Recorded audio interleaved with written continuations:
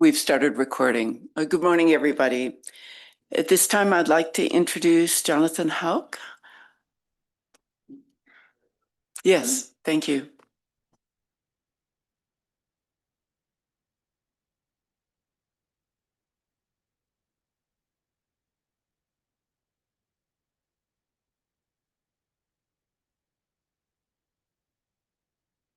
All right, are we good? Well, good morning and welcome. I'm Jonathan Houck. I'm the senior member of the Gunnison County Board of County Commissioners, and it's a pleasure to have not only the board and staff here, but members of the community and interested parties here in Gunnison County. Water and water issues are always important in Colorado, in the West, across the globe. And it's always great when those conversations can happen in places and be rooted in communities who understand and value the importance of water. And here in Gunnison County, being at the headwaters is really something that's been instrumental in my own personal life and learning more about water. But I'm not a Westerner. I wasn't born and raised in the West. I was born and raised in Baltimore. And so my experience in my youth around water was being connected to seeing the Potomac River and the Susquehanna fill the Chesapeake Bay. I spent summers at my grandparents' farm on the eastern shore of Maryland, where the Chesapeake Bay would run in to the Atlantic Ocean. And so water seemed to be abundant. It seemed to be everywhere. And it often seemed to be more troublesome than it was something to worry about. There seemed to be too much water sometimes. But as an 18-year-old, I moved to the West. I moved to northern New Mexico to be a guide at the Philmont Scout Ranch. And as a backpacking guide in the mountains between Raton and Taos, it's the first time I saw a head gate on a river. It was the first time I learned the history of the acequia system and the history and the tradition and how it tied communities together. And in that time and working in northern New Mexico, one of the first friends that I made was a man named Dan Hobbs. And Dan introduced me to his dad, Justice Greg Hobbs, who many of you probably knew personally or knew of or worked with. And Greg became, for me, a friend and a mentor. And even since his passing, the lessons I learned from him were really instrumental about that the work we do in communities, and of course his expertise being water and how important water here is the Gunnison Basin. And he was delighted when I moved here and reminded me that my lessons in water and understanding water would begin in earnest and would grow over time and would never end. And so I thought maybe it would be appropriate that you're here in our community, you're here at Western Colorado University, you're in Gunnison County, you're in the headwaters of the Gunnison, that maybe I would share a poem of Greg's that I think really ties together the idea of community and the work that we do and how water connects all those things together. This poem that Greg wrote is called Aquifers, and I thought it would be appropriate for this morning and as a welcome and a launch to the good work that you'll be doing here during your meeting. Laws of nature, laws of human nature, a law for nature and for humans, springing from where rivers and aquifers interconnect at the place where waters meet a daily need with universal appeal. The waters serve, we serve them, a public need for a public good. Relax, reflect, revitalize, rejoice, and work, work, work. Blessings are of water and the spirit, good company, opportunity to commit and recommit to community in this, our Western place. From deep within subterranean sources, springs feed the rivers, feed us, feed all fellow living manifestations. And as I was looking this morning through a book of Greg's poetry for the right poem to read this morning, it was interesting to read another one of his poems. It was actually titled Going to Gunnison, and I'm sure he was on his way here for Water Congress or some type of water meeting. But in that poem from years and years ago, it mentioned passing through the smoke of a wildfire. It talked about seeing people getting out on the Arkansas and recreating. He talks about coming over into the Gunnison Basin and into the Gunnison Valley and seeing our agricultural producers irrigating their hay meadows. And it is, I think, a good reminder that throughout the difficulties that we're facing right now around drought and around climate change, around fire and around a changing landscape here in the headwaters as well as below, how important the work that you have done and continue to do is. The people of Gunnison County appreciate the work. We appreciate being a partner in that work. And so we're happy that you travel the state. We're happy that you're here in our community. And we're happy that you'll have the opportunity to also be on the landscape today and see some of the things that are happening here in the Upper Gunnison River Basin. And so thank you, and it's nice to have you all here. Commissioner Houck, thank you so much for welcoming us to Gunnison. What a beautiful landscape you live in. Dan? Yeah, and thanks. Is this loud? Yeah. Thanks, Commissioner Houck, and we really appreciate your amazing partnership and leadership, not only, with CCI, but just, partnering with everything we do at the state of Colorado, especially on natural resources issues. And Commissioner Houck was a mayor too before for Gunnison, so you have long, amazing public service. So thanks for joining us. I appreciate it. Now it's a great honor to introduce you all to the president of Western Colorado University, Brad Baca. Brad first started here at Western in 2002 as a CFO, and I'm an alum of this amazing school. I like to call it the Harvard of the Western Slope, and I studied at both Harvard and here, and I'll tell you, the quality education I received here was just tremendous, and I'm actually still in touch with some of the professors that I had here, and coming back is just absolutely wonderful. And it's a very different school than when I was here, and Brad's great leadership is a reflection of so many of the new buildings that you see around campus, and you've had such great success with the philanthropic side to really leverage what is the art of the possible in higher education and partnering with the local community. So let's give a warm welcome to President Brad Baca. Thank you, Dan. And I just want to say this is pretty remarkable to have two alums of Western serving such prominent roles in the state of Colorado and in our communities and doing such great work. It makes us very proud as an institution. So as Dan said, in fact, I was just looking at my phone. Today marks my 24th anniversary starting at Western. And so I do remember at the time when I got the job here, I was living in Denver in the Bailey area. And I was, for the first month or so, commuting back and forth, not every day, but I do remember every Monday morning descending Monarch Pass, and the beauty of the Tamichi Creek Valley was just, it was awe-inspiring, and it always provided some sense of calm as I descended into the Gunnison Valley, and it really gave me the sense that I was home. So I am a Colorado native. I grew up in Trinidad, Colorado.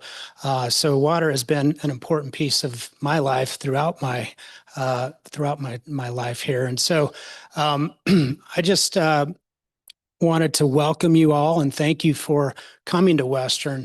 I do think as state boards, it is critically important that you get out and outside of the Front Range and you visit the communities throughout the state of Colorado to understand the issues that we're all facing. And as Jonathan so well articulated, being at the headwaters here, water is so important to our community and to the communities throughout the Western United States. And so I commend you for the work you're doing. We are very engaged in these conversations. We have a very strong School of Environment and Sustainability where we are studying things like fire science. We are contributing to conversations around climate change in partnership with the Rocky Mountain Biological Lab, which is just up valley, probably the foremost research place in the world on that topic. And so, and I'm also happy to say we're celebrating our 125th anniversary as an institution. And so we started out as a teacher's college. So Western was always positioned to ask the question, what does Colorado need? What do our communities need? And how can we plug in to meet those needs? So back then it was teacher education. We continue to be strong in that. Now we're looking at things like rural mountain health. How do we help address some of the challenges in health? So we're starting a new nursing program this fall. We have a tremendous partnership with the CU Boulder School of Applied Science and Engineering, where we offer engineering programs in mechanical, biomedical, and we're launching aerospace this fall. And so we're really tapped into asking that question still. What does Colorado need and how can Western help address that need? And so As Dan mentioned, we just wrapped up our capital campaign, a 7-year campaign. We set a target of $80 million. We celebrated 2 weeks ago, $110 million raised. And so it's resonating, not just, here within the Valley, but within our alumni base, which span across the nation, and with others, key stakeholders across the state of Colorado. And so again, thank you all for the service you provide to the state of Colorado on this very important topic. And thank you for coming out to Western, and thank you for coming out to the Gunnison County, and enjoy your 2 days here. Thanks. Thank you so much.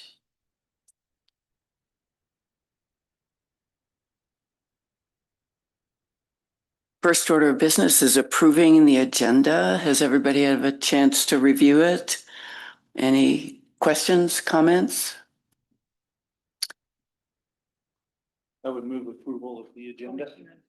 Just a second. Alan, thank you. I'll take your motion in a minute. Jen? Thank you, Madam Chair. I think we might be requesting, and I'll look to Kirk Russell to confirm, but I think we would like to change the order of 16 and 17 so that 17 could come first, 16 would come later, because there's an attorney who might be online for agenda item 17.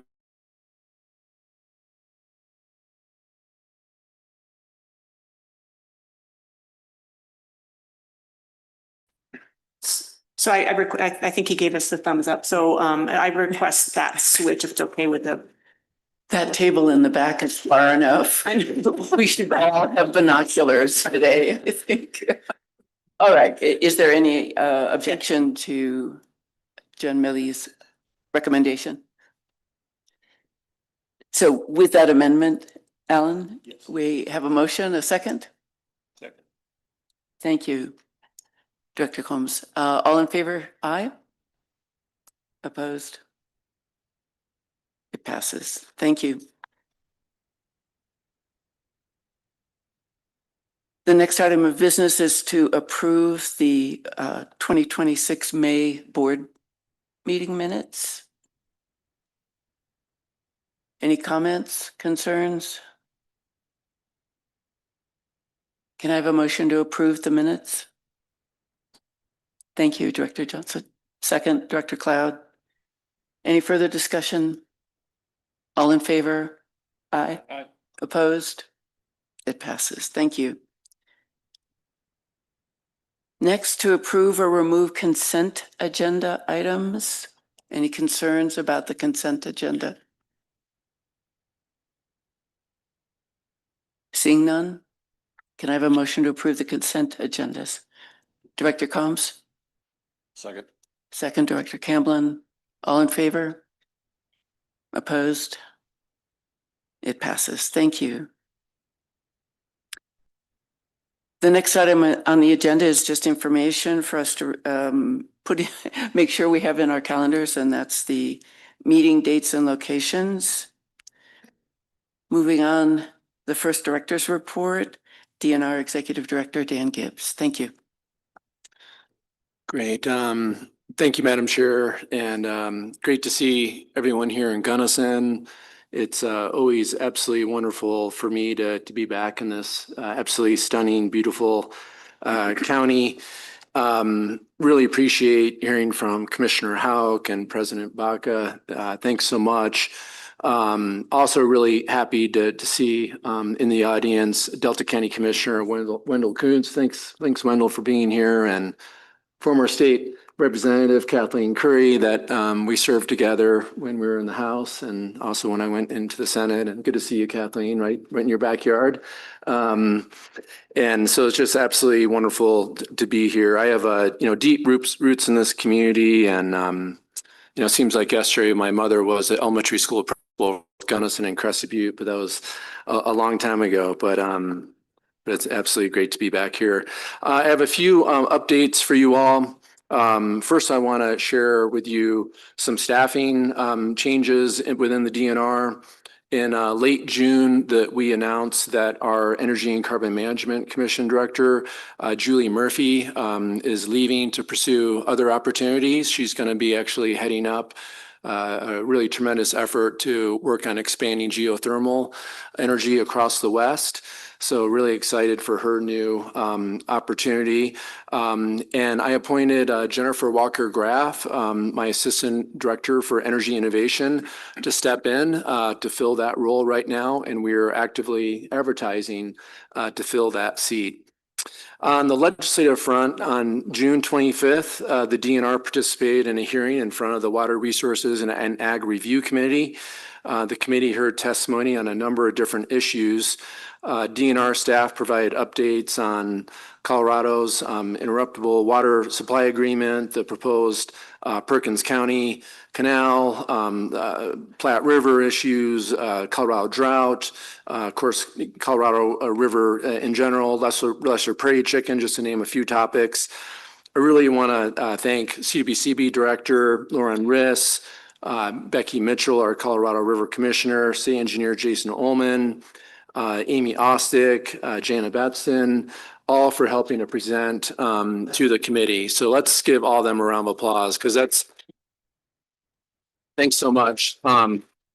These committees are not easy at times, and that committee especially wasn't so easy, but we really appreciate your great leadership. So I'm really proud of all the work that we do. On the federal front, the BLM is proposing 2 rules related to oil and gas development based on the requirements within the One Big Beautiful Bill Act that passed. The proposed rules would shorten public comment periods, revert bonding requirements to pre-2024 limits, and eliminate requirements for waste minimization plans and self-certification statements. Comments of these are proposed are due on August 24th. U.S. Forest Service is continuing to revise the land management plan for the Cimarron and Comanche National Grasslands, and the U.S. Forest Service plans to have the draft plan out for public comment this fall. Let's see here. On the waterfront, I know Director Riss will go over everything on water, but I'll just touch base briefly. You all know in June, Governor Polis declared a statewide drought emergency and activated the phase 3 of the drought response plan. This declaration reflects the seriousness of the drought that we're experiencing statewide and helps a procedural step to enhance the state's hazard mitigation plan. The declaration opens the door for future executive actions and potential use of state emergency funds, and also potentially look at federal disaster declarations as well. The Drought Task Force, which the CWCB staff is coordinating, Kat Weissmiller, raise your hand. Thank you so much for being the lead on that. But also is this great collaboration with Commissioner Greenberg and her team at Department of Agriculture, Department of Local Affairs, and Department of Homeland Security and Emergency Management. But just within the DNR alone, we have Parks and Wildlife involved. We have Division of Water Resources, state land boards involved too. So we have like everyone involved really. So I just, huge appreciation to all the state agencies that are working on this. Update from State Land Board on Monday. State Land Board and the DNR staff hosted our second to last meeting for the State Lands Conservation and Recreation Work Group that was created under HB 25-1332. Just a few days ago, the meeting was focused on the final recreation and conservation focus recommendations to be included in the final report, which is due to the governor in September. On the energy front, DNR is participating in 2 efforts to improve permitting in Colorado. Governor's office is convening a permitting steering committee made up of state agencies to identify near-term opportunities to improve permitting in a variety of different projects, around the state. And then separately in June, the governor and the Colorado Chamber of Commerce Foundation announced a new working group to speed up permitting for development that will reduce emissions from manufacturing, energy production, and industrial sectors. On the forest health front, and wildfire front, there's just so much going on right now. Right now, we have 6 major wildfires impacting communities, watersheds, and air quality. I'll just rattle off a few of the fires, but Aspen Acres Fire, Ferris Fire, Gold Mountain Fire, Sydney Fire, Willow Fire. Willow Fire is next to Lake Fork Ranch in Lake County, and the Aspen Acres Fire in Pueblo and Custer and Fremont and Huerfano counties is just shy of 100,000 acres now. The Sydney Fire, which is the Utah-Colorado border near Fruita, is now 98% contained, which is really amazing to see. We saw 3 Helitoc firefighters lose their lives to some of these wildfires. It was in particular on the Knowles Fire. And then 2 firefighters were also severely injured. And then just a few days ago, a Type 1 helicopter went down on the Gold Mountain Fire. And this is very personal for me. And they're doing everything they can do to help our communities around the state. And we'll get through this. The Colorado Ponderosa Pine Task Force is continuing to work. We're having meetings really all throughout the state. And we're working on looking at short, medium, and long-term recommendations for folks that may remember the forest health challenges that we saw in Grand and Summit and kind of Routt County areas in the early 2000s. Imagine that, but now in the Front Range of Colorado, ranging from more or less Larimer County, down to El Paso and Pueblo County, really primarily hitting the Ponderosa Pines. So as a result of that, we are working diligently to look at what recommendations we can come up with to protect lives, property, and critical infrastructure. And very timely, I'm excited for later on today, we're going to be touring, I believe, a wildfire ready watersheds area up in the Crested Butte area. Is that the one in the Lake Irwin area or the Gothic area? But one of those. But also I think about how we've been working as the DNR to really plan. We know we have warmest daily temperatures, warmest weekly temperatures, warmest monthly temperatures. We also know we have the worst snowpack in Colorado history last year. And we at the DNR, we've been planning for this. This is not, we know that climate change is real. And so I'm really proud of some of the efforts that we have with not only Wildfire Ready Watersheds program, but we're coming up, this is the 5th year anniversary of what we call the Colorado Strategic Wildfire Action Program. And I just want to share with you briefly some really exciting information. Since its inception in 2021, COSWAP has invested $47.8 million into 140 wildfire mitigation and training grants, invested $9.8 million towards 58 projects utilizing conservation corps. So crew members from, for example, Mile High Youth Corps, Larimer County Conservation Corps, Southwest Conservation Corps, Western Colorado Conservation Corps, Ancestral Lands Conservation Corps, and Teens Incorporated 1884. We had 884 young adults have worked on various different projects. In my opinion, these are future leaders in the conservation world. So they're not only doing amazing service to help protect our watersheds, our people, our communities, but we're also training them to be, future conservation leaders, and I'm really proud of that. There's a lot more work that needs to be done. We've done work on 30 different counties in Colorado, treated almost 9,000 acres, but more to come, and we have this program continuously appropriated. So that's really exciting to say the least. So those are my updates. Planning on being with you all day today and tomorrow. So look forward to the tour and happy to answer any questions. Any questions for Director Gibbs? I just might say, with the increasing incidence of wildfire, there are fewer and fewer residents of Colorado that are not touched by it personally or know friends and family who have been touched by it. I myself almost lost my house in 2016. I think a minute of silence for the loss of life for our wildland firefighters is appropriate, if you don't mind, for a minute.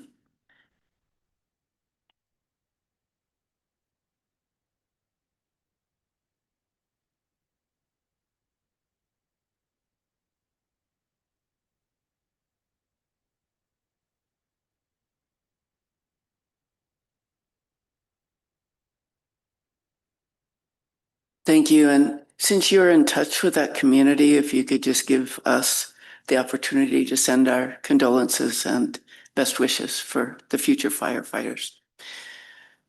Moving on to CWC Director, Lauren. Yes, thank you, Madam Chair. So glad to be here in Gunnison. It's such a beautiful community and landscape. So thank you for hosting us. And also really want to thank John McLeod and Sonia Chavez with the Gunnison Water Conservancy District for helping us put together, I think, what will be a really great tour. We've got a lot of stops along the way. So you know, eat a good lunch, wear good shoes.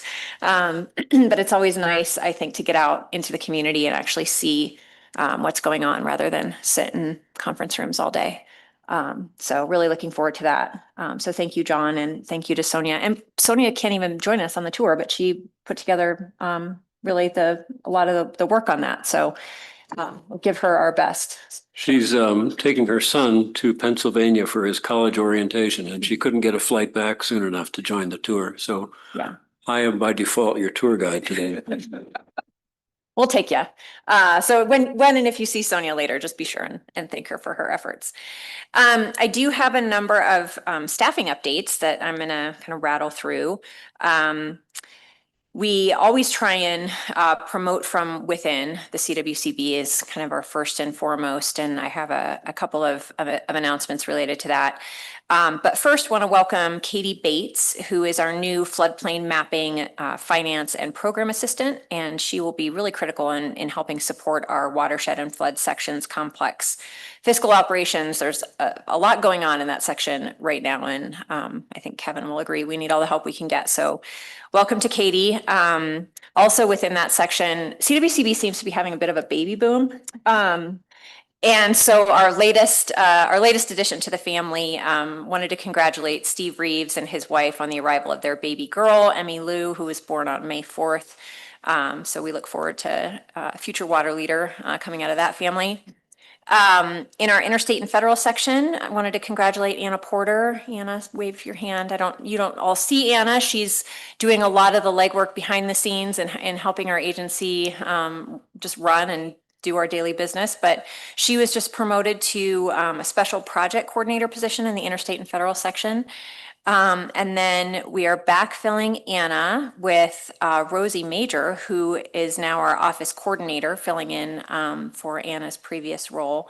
And Anna has been on the CWCB team for about 4 years and has just been an extraordinary addition. And we so appreciate both of your work and really look forward to seeing you thrive in your new roles. We're currently advertising to backfill Rosie's position as an admin assistant for the agency, who is also just really critical to keeping our agency moving. So if you know anyone that would be a good candidate, please pass that along.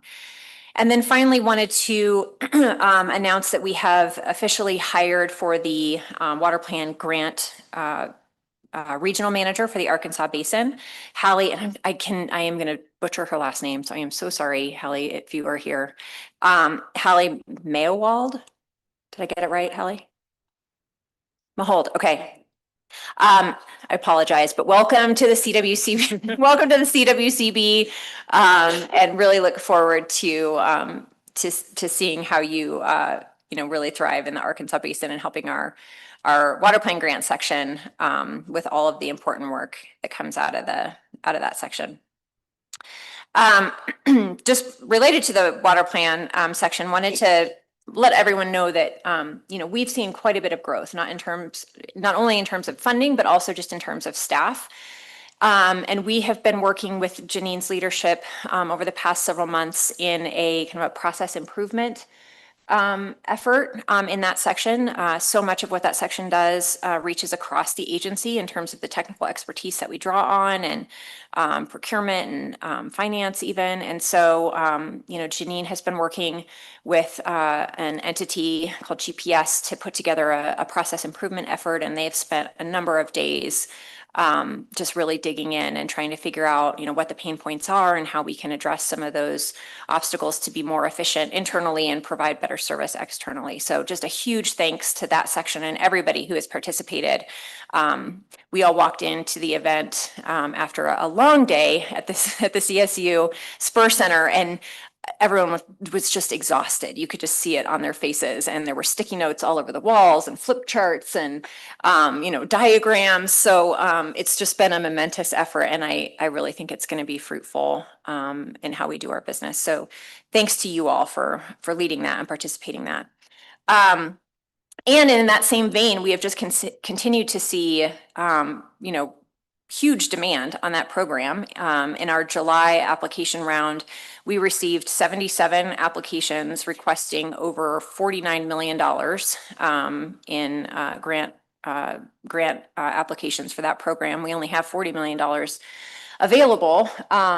So, we just continue to see quite a bit of interest, and it's quite a bit of work on the staff to just really make sure that we're strategically aligning those projects with the state's priorities. So more to come on that as you all approve those later in the year. On the watershed and flood section, as Dan mentioned, there's just so much going on. As you all know, we're not emergency responders. We're not out there fighting fires, but we have been out in the community. Doug Mahan was at the Disaster Assistance Center for over a week, including a weekend in Pueblo, and was very active in trying to provide information and resources. Chris Sturm has also been out and about around the state, helping to just evaluate what's going on. And Kevin Hauk is taking off later today and is going to do a whirlwind tour of all the fires around the area. So, just thank you, Kevin, to you and your team. It's really important work. We aren't the ones responding at this point, but we take a pretty active role once the fires are contained and are out, and evaluating what the impacts are, and trying to be of assistance to the communities. And then, of course, are always on the lookout for what that means for flood potential. I did want to mention a couple of resources that we point people to. There's the statewide susceptibility analysis, which is, all the data, the preliminary analyses, and that's at wildfirereadywatersheds.com. We also have a daily flood threat bulletin. You can Google that, but it's at coloradofloodthreat.com. And then also there's a post-fire playbook that is at CDPHE, cdphe.colorado.gov. Wildfire playbook. So happy to send those resources out if anybody needs them or would like to refer them to your communities. But there's a lot going on. As far as the water supply planning section, Dan already highlighted the tour and the task force and everything that that section has been busy working on. Thanks to a number of you that participated in that as well. I think the tour was a huge success. That was on June 1st and 2nd. I think some of the key takeaways of that really underscored the stark operational trade-offs that we're all facing with municipal providers, and also just really provided a great dialogue on the cascading impacts of low snowpack, not just on our water supply, but also on recreational opportunity and tourism, and even just the impacts that this water year has had on seasonal staffing operations at ski resorts, for example, and whitewater recreational opportunities. So it's been wide ranging, and I think we're all still kind of living that and won't know the full extent of those impacts until later on. But a huge thanks to Kat and her team for putting that on. That was a lot. It came on the heels of a drought task force meeting, as Dan mentioned as well, where the task force officially recommended to the governor that we move into an official drought emergency. So that team is busy right now compiling suggestions and ideas from task force members and other executives around what we might be able to do at the state to better respond to what's going on the ground. I also wanted to make sure and note for you all to mark your calendars for October 8th. We will have our fall forum. We're kind of rebranding the C9 Summit and scaling it back a little bit just to be more effective and efficient with everyone's time. It will be a bit of a shorter event as compared to the former C9 Summit, but we do anticipate having a really high impact agenda, including an all-day IBCC meeting followed by an evening reception. So more to come on that, but save the date, October 8th.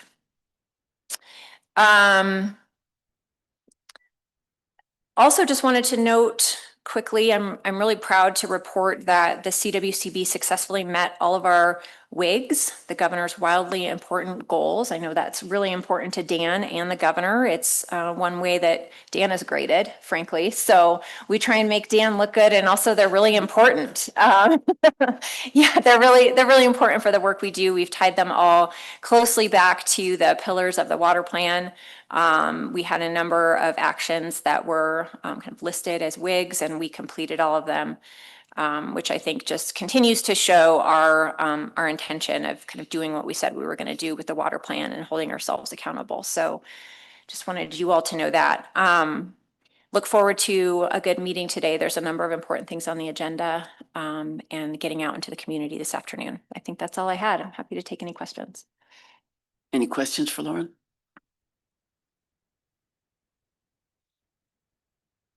Seeing none. Becky is missing. No, I'm online. You are. I'm so sorry. Disembodied voice. You're disembodied. Thank you. And then next is IBCC Director Report. Kept looking over where you should be sitting. So sorry, Becky. Oh, no problem. And I apologize for not being there. As you can imagine, we are getting close to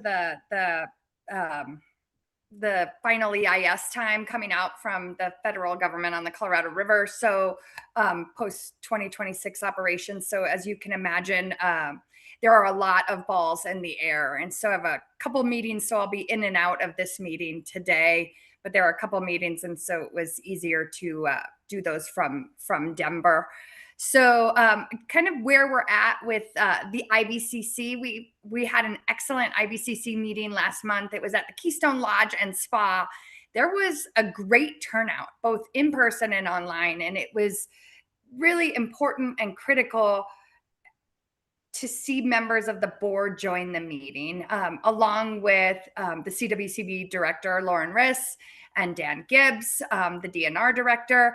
I think there was a lot of active participation, and I believe that the IBCC deeply appreciates this board's active engagement in the no and low regrets discussions. The day included extensive facilitated discussion on the topic of storage led by Kelsey, and this meeting marked a major step forward in advancing the no and low regrets for storage, as the IBCC continues to focus much of its effort on advancing that no and low regrets framework. Significant progress was made during the past meetings, but through the small group breakouts, members engaged in robust cross-basin dialogue to debate the fine details of the no and low regrets that will make Colorado more resilient into the future. Ultimately, the IBCC reached a consensus on 2 no and low regret statements and their underlying strategies. If anybody knows about consensus on things with large groups, that's a big deal. So the first no and low regret statement and strategies to gain consensus support was to support the rehabilitation of aging infrastructure.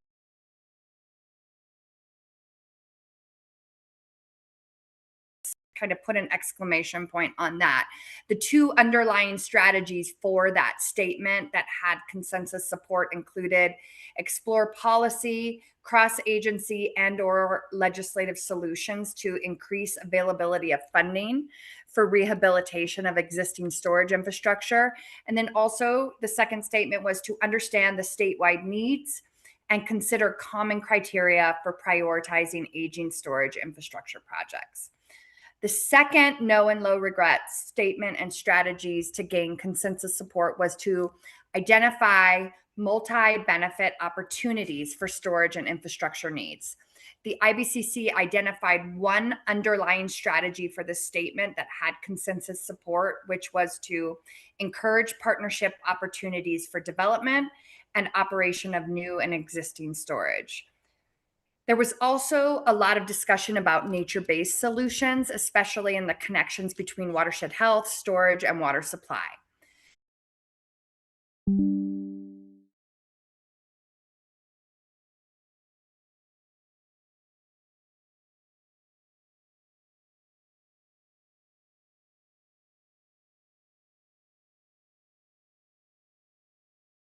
This meeting is being recorded.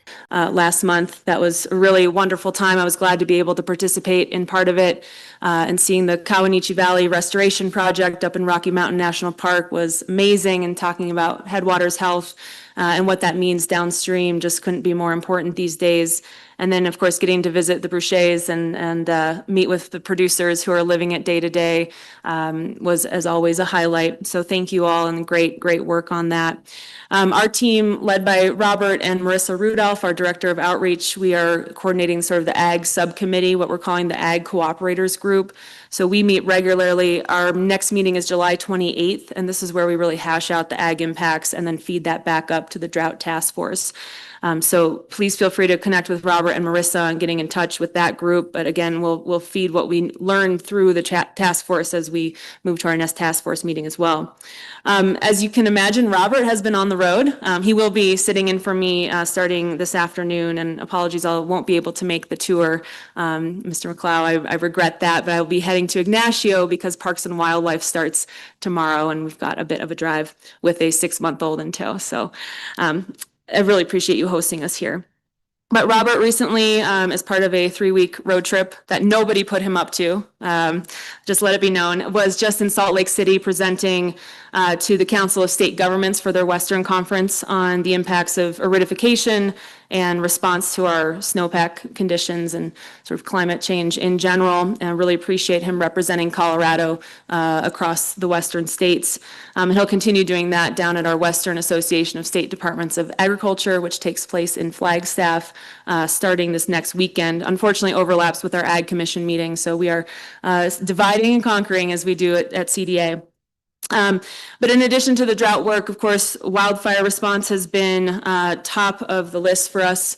For many of our team members, we are responsible for Emergency Support Function 11, ESF 11, at Department of Ag. So that means all the large animal evacuations, care at the evacuation sites, and rehoming. And we do the same with companion animals. So our peak at the Colorado State Fairgrounds for the Aspen Acres fire was about 1,400 large animals. So our team, we're about 45 days out from State Fair, and our team is both planning for fair, for moving forward on that, and doing the evac management. So just an incredible effort down there. My brand inspection team shows up at every evac site to make sure the animals are rehomed to their actual owner, because unfortunately we do in crisis see folks taking advantage of vulnerable people. So big shout out to our brands team who are just doing great work out there. Very glad these days that we actually have an emergency manager at CDA. That wasn't true about 3 or 4 years ago. But Dan Frazen is our emergency manager who actually sits in the Emergency Operations Center, both statewide and can go to local EOCs. Jerry Casebolt works with him down in southern Colorado, and so they have been day in and day out on wildfire response. We're now with the Recovery Task Force activated, focused on recovery, even though fires are still being fought, and who knows what might start today or tomorrow or next week as well. My team is also helping ag producers with damage assessments. So we'll go out on the landscape and assess loss of life, animal life, loss of infrastructure. Of course, we're thinking about pasture ground and hay prices, and there's an animal welfare component. So my division of animal welfare has also been doing an amazing job thinking about how we get water and feed to animals that need it. And then, of course, our animal health team monitoring for disease, but also getting veterinarians out in the field. For example, our West Slope vet, Dr. McCarty up in Rifle, has been on all the West Slope fires. And so just a huge team effort. And then we've got volunteers across the department who aren't in a response division, so to speak, but have a lot of passion for responding and helping out, and they've been activated as well. We also have resources. We've got it at a website, our website, ag.colorado.gov/ag-disaster, has a lot of resources for producers. We're working with FSA, NRCS, the usual characters. Of course, the state is leading this work, and we're glad to be a part of it. Just to put another point on how important the work CWCB does on headwater health, wildfire-ready landscapes, it's just could not be more important. And Madam Chair, as you made the point, very few people are not impacted at this point in time, and I'm hoping that that might spur all of us to act in even greater ways to build greater resilience into the landscape. Speaking of stewardship, a lot of our work at CDA, of course, is oriented around this and supporting producers and doing the great work they do around soil, water, climate stewardship. This fall, we'll have another round of our Ag Stewardship Tax Credit opening up. This was the program that filled 2 years' worth of tax credits in 2 minutes when it opened last year. If you are interested in this or know folks in your basins who are, I would strongly encourage you or them to apply, get their application ready early, but also call my team, walk through what this opportunity is. We're really grateful to have another incentive tool for advancing stewardship, and we just wish we had more in the toolbox money-wise for that. Our show grant, I mentioned this in May, the show grant, which is our the project money from CWCB we've put onto the landscape to show how soil health can help with drought resilience. We are collecting the side-by-sides, essentially the fence row photographs of those show participants and neighboring plots of land that didn't have the soil health application, and it's remarkable. So I will be happy to circulate some of those side-by-sides, just seeing what that investment in soil health does for water conservation on that plot of land, keeping water in the soil, getting through a year like this. So again, grateful for that partnership with CWCB. In addition, mountain pine beetle, as Dan mentioned, we are a part of that task force, and I think some of you in the room, I was talking about our Request a Bug program this morning through the Palisade Insectary, where if you've got bindweed, for example, you can put in a request for a bag of bindweed mites, and we will ship them to you, and you can dump them out, and they'll hopefully eat and kill the bindweed. But we do a lot of other work, tamarisk beetle, a lot of fruit protection, potato protection there. But we're also now working on mountain pine beetle predator generation at the insectary. So we are raising those critters to be released onto the landscape to then hopefully eat the pine beetle so they'll stop eating the trees. Really neat nexus, and glad to be part of that work too. In our other kind of strategic areas supporting the next generation, we continue our kind of continuum of engagement from middle and high school STEM education all the way through beginning farmer lending. This last legislative session, one of our bills was to expand our revolving loan program, which is it's a 4% fixed rate flexible financing tool. So we work with producers on the payback period, might not be monthly, might be when you have cash flow coming in. And 70% of our borrowers in the first year were first-time borrowers, so really focused on that demographic. We expanded that program to make it eligible for conservation easement holders, so basically land trusts, those who hold the easements, to be able to use that loan as a bridge loan for innovative financing for beginning farmer land access. So you take a working farmer ranch, you put an easement on it that protects the working farmer ranch nature of it, including the water, ideally. And then there's some different tools in the land trust community to potentially lower the cost of that land even further, and then find a first generation or multi-generation but young beginning first-time landowner farmer to access that land and keep farming it. So we're really excited to be working with the land trust community and hopefully implementing some pilot programs. The catch here is that we didn't get any new money for that. We committed to fundraising on the private side. So we are kind of looking for a private public approach to this one, and really excited about where this could take us. Last two kind of strategic areas, and then I'll wrap up. Animal health and welfare. I did mention screwworm, and I will give you a quick screwworm update. If you haven't looked up New World screwworm, don't do it. I'm sure you can use your imagination. It's not fun. It was in the US about 60, 70 years ago. We eradicated it and kind of held the northern border in Central America. Over the last year or two, it's been making its way north. Has kind of taken over a lot of Mexico, and as we watch it move, we've kind of understood, the border is not mean anything to the screwworm.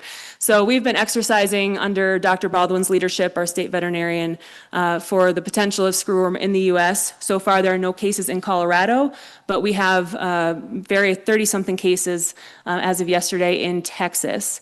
There was one case in New Mexico in a dog that counts essentially in the counting, but Texas is kind of the epicenter right now. So essentially what that means, the U.S. border remains closed to live cattle imports out of Mexico, and that's a decision by the USDA.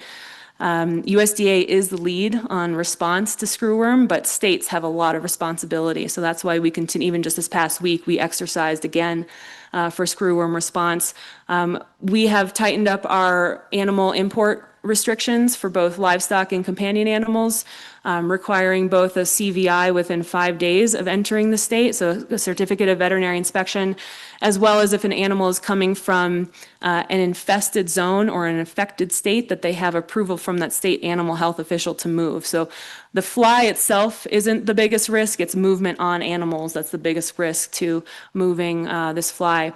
It can also impact, of course, companion animals, so mainly dogs and cats is what we're focused on, and wild animals. So we're working closely with Parks and Wildlife as well as CDPHE, since there is potentially a human component.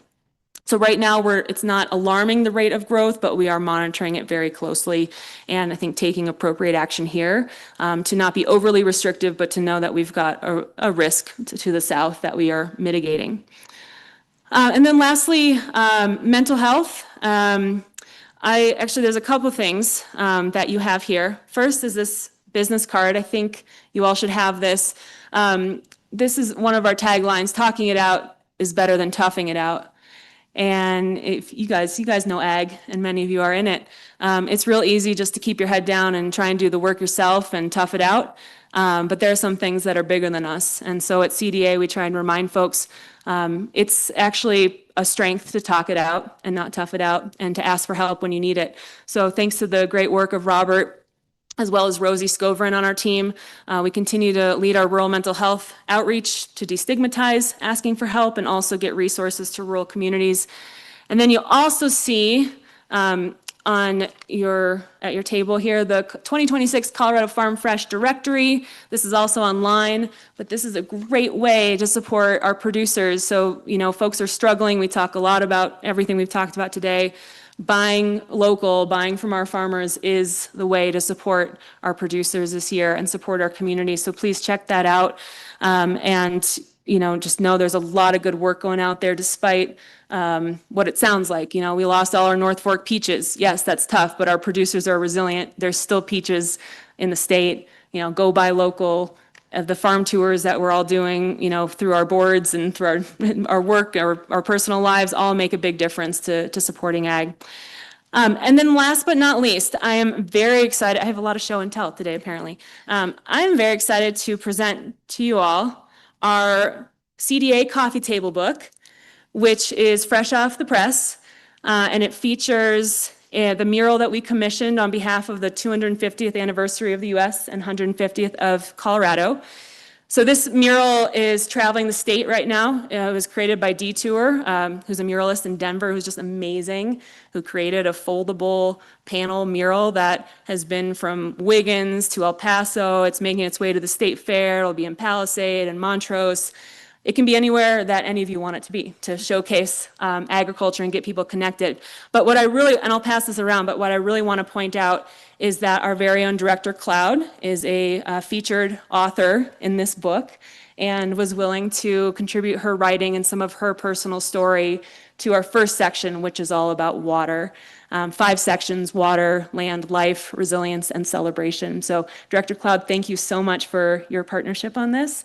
And we'll be launching this July 28th at History Colorado, and it'll be for sale through the History Colorado bookstore, as well as bookstores and museums across the state. And $30 from each book sale will go back directly to farmers and ranchers through our soil health program. And that is it for me. Happy to take any questions. What a wonderful point to end on. Any questions for Kate? Not a question, just a quick comment, Kate. Just going through that list. I mean, you listed probably 15 or 20 things that the agriculture has to deal with, with fires, water, bugs, market, you name it. And then it comes down to the health, the mental health of these guys or whatever. I mean, it's just overwhelming sometimes when you wake up in the morning, you got all these deals to deal with. So I appreciate the programs that you've implemented. I think it's very necessary. So thank you. Any other questions for Kate?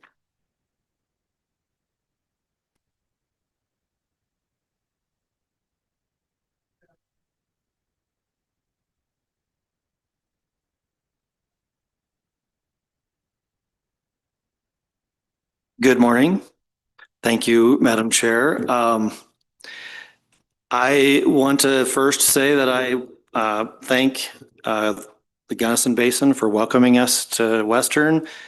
It feels a little bit like coming home since I spent 18 years in Montrose. I guess I didn't spend 18 years in Gunnison, but 18 years in Montrose working in the Gunnison Basin office I spent a lot of time here with water commissioners, getting to know people. So I'm really happy to be here for more than one reason. I've been spending the last 2.5 weeks in an Alamosa courtroom. So this is better than the Alamosa courtroom, especially if I can manage to make it out on the tour this afternoon. So thank you for welcoming us here to Gunnison. I'm happy to be here. I want to kind of go around the state today and just talk about things that our staff are doing, both because of the conditions we have this year, and then also the stuff that they're doing on top of that is just part of their job. And first, since I have been spending so much time in the Rio Grande Basin lately, I took this picture a couple days ago of the Rio Grande in Alamosa, and that is 6.8 CFS. The average right now in the Rio Grande at that gauge is 168. So it's a reflection of conditions that we see all around the state. But since I've been primarily around the Rio Grande lately, that's what I've got. But so if we start.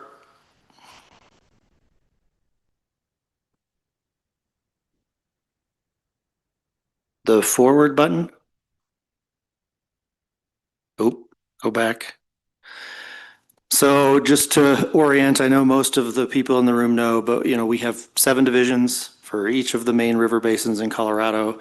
I felt like given the challenging year that we're having, an appropriate use of AI was to change this map into a Lord of the Rings version. I feel like we're living through the Battle of 5 Basins maybe right now, but that's maybe a little too apocalyptic. I'm going to tell you some stories of some great things that are happening out there too. But it did a pretty good job actually of making a nice map. And I use the same map over and over again. So good to have a new version. So the state engineers keep theirs in Denver, if you want to know.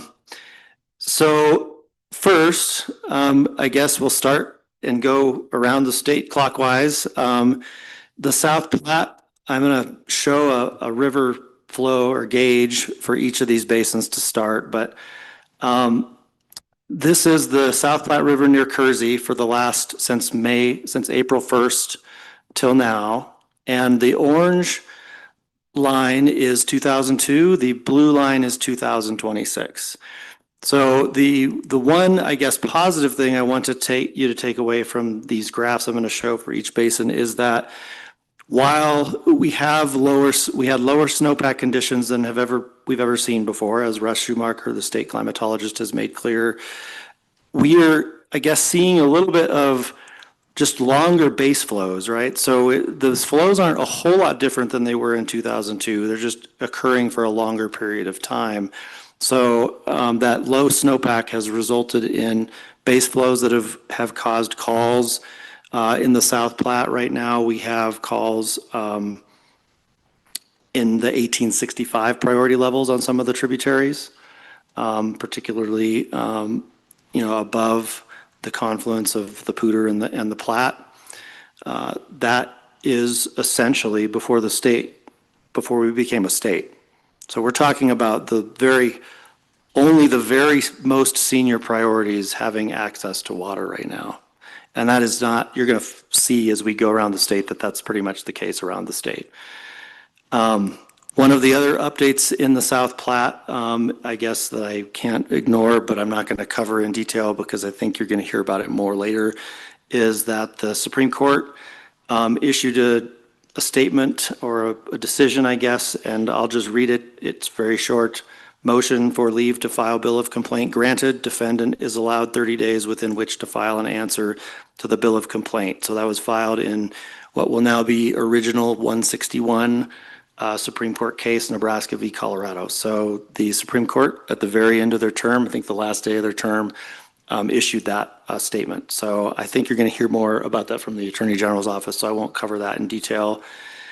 The other component of that compact issue is the Perkins County Canal, as we've had a lot of discussions about. A brief update on that is that the permitting process continues. The Army Corps of Engineers is managing that permitting process for the 404 permit under the Clean Water Act.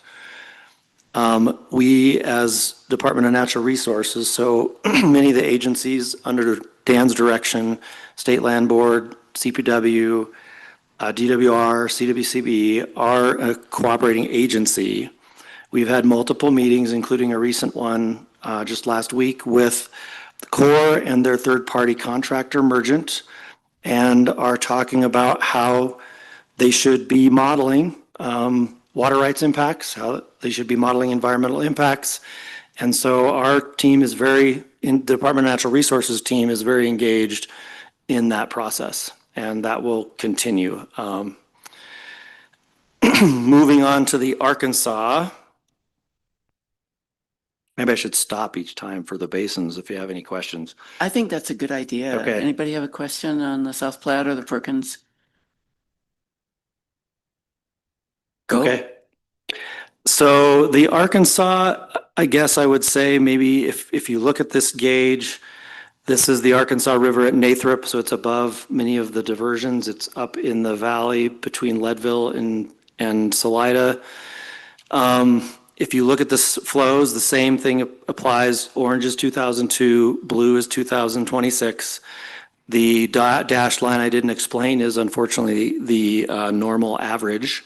So much lower than that in both of those years. But this is one of the basins where we are seeing much lower stream flows than we saw in 2002, both in the main stem and in the tributaries, which is having some pretty significant impacts, as Director Ward, I'm sure, is aware. And it has also been impacted by, because some of the flows in the river at this point would be typically coming from the Frying Pan, Arkansas project. The Frying Pan, Arkansas project, because the Colorado River wasn't in any better shape than the Arkansas, delivered 1,000 acre feet. They typically deliver closer to 70,000. They can deliver up to 120,000. 1,000 acre feet wasn't enough for Southeastern Water Conservancy District to even allocate any water. And so they didn't allocate any water. So that lack of flow in the river for water that would be traveling down to Pueblo Reservoir is showing up here, I think. I mean, you're seeing the results of lack of supply from both sides of the divide. For some tributaries, I guess the other comment I had here was that in 2002, the project delivered 13,000 acre feet. So much less than even in the past really bad years. Tributaries are in worse shape. So think tributaries like Huerfano Creek, Cacharas Creek.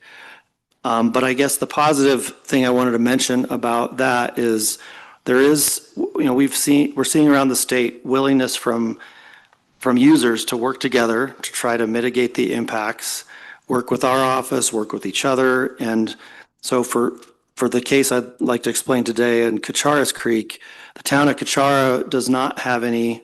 The town of Cacharas sits above Walsenburg and Levada on Cacharas Creek, if you're not aware of where it's at. It does not have any storage. And so they rely only on stream flows, and the stream flows are very low right now.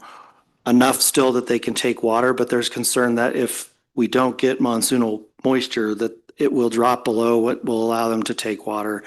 The towns of Levada and Walsenburg have been working with them and speaking with our office about ways to make sure that they continue to have supply. It might involve trucking water from one of their systems, but so I guess the positive is that Coloradans are used to dealing with some of these conditions. This may be the worst ever in some places, but I'm seeing some efforts where, maybe different than you see in some other areas, people are willing to work together to try to make sure that their neighbors don't go completely without. So are there any questions about the Arkansas? Alan? And moving on to Division 3, the Rio Grande, I'm either depressing you and we might need to talk it out. But I'm not trying to.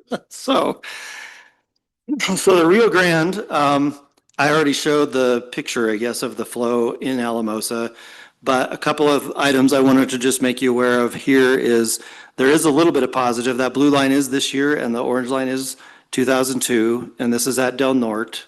So this is where we measure, this is where the compact requires us to measure the volumetric amount so that we deliver the right amount at the state line.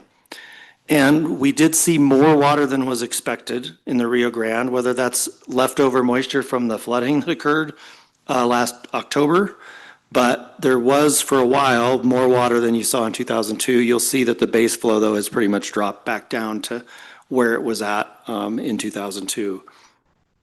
One thing going on in the Arkansas, and so our is that we have to determine those curtailments. So how much are we going to have to curtail people to make sure we meet our obligations under the compact every year? And because the flows projected were so low, on the Rio Grande, we had a zero curtailment because the compact flow had already been met by the time we went through the winter season. So there's a positive on the Rio Grande, as we already had met our compact obligations by the time we got to the irrigation season. Whether that changes throughout the year, which is one of the difficult things our staffs have to deal with, because if we get a lot of monsoonal precipitation and that volumetric flow that goes by the Del Norte gauge goes way up, it could cause us to have to deliver more at the state line. So we will hope that we're in that position later this year. And then the last thing, I said I was in trial in the court in Alamosa for the last 2.5 weeks. There's a 5-week trial going on that started on June 29th. And the trial is about Subdistrict 1, which is the biggest subdistrict in the Rio Grande Basin. The subdistricts were created after a Senate bill in 2004, Senate Bill 2004-222. And I think I talked about it maybe a year ago in more detail, that created a sustainability requirement for the aquifers. And so to accomplish the sustainability metric and also to make sure that stream depletions were replaced from all the well pumping that occurs in the San Luis Valley, there was creation of these subdistricts. Subdistrict 1 is also known as the closed basin. There is an unconfined aquifer in that basin. It's very unique. It's an unconfined aquifer that isn't in large portions tributary to the Rio Grande. But the subdistrict, the sustainability metric, as we talked a year ago, is not being met. They're like 1.2 million acre feet below the level that would qualify as a sustainable aquifer according to the subdistrict. So these local subdistricts can set that goal. What do they want to reach? And they're well below that. And so they have proposed a new groundwater management plan that the state engineer's office has to approve, or state engineer has to approve. State engineer, my predecessor, Kevin Ryan, approved it in 2023. And since that time, we've been working our way through the court process, and it's now in trial. So I will have more maybe details to share at an upcoming meeting once that trial and the judge issues their decision on that. But suffice it to say, we need a method to help reach sustainability in that aquifer system, because if not, the alternative is that those groundwater management plans are what protect them from curtailment by our office. And if if there's not a way or a groundwater management plan in place that we can approve annual replacement plans under, then we may not be able to allow groundwater pumping in Subdistrict 1. So are there any questions about the Rio Grande? Yes, Mr. Director Combs.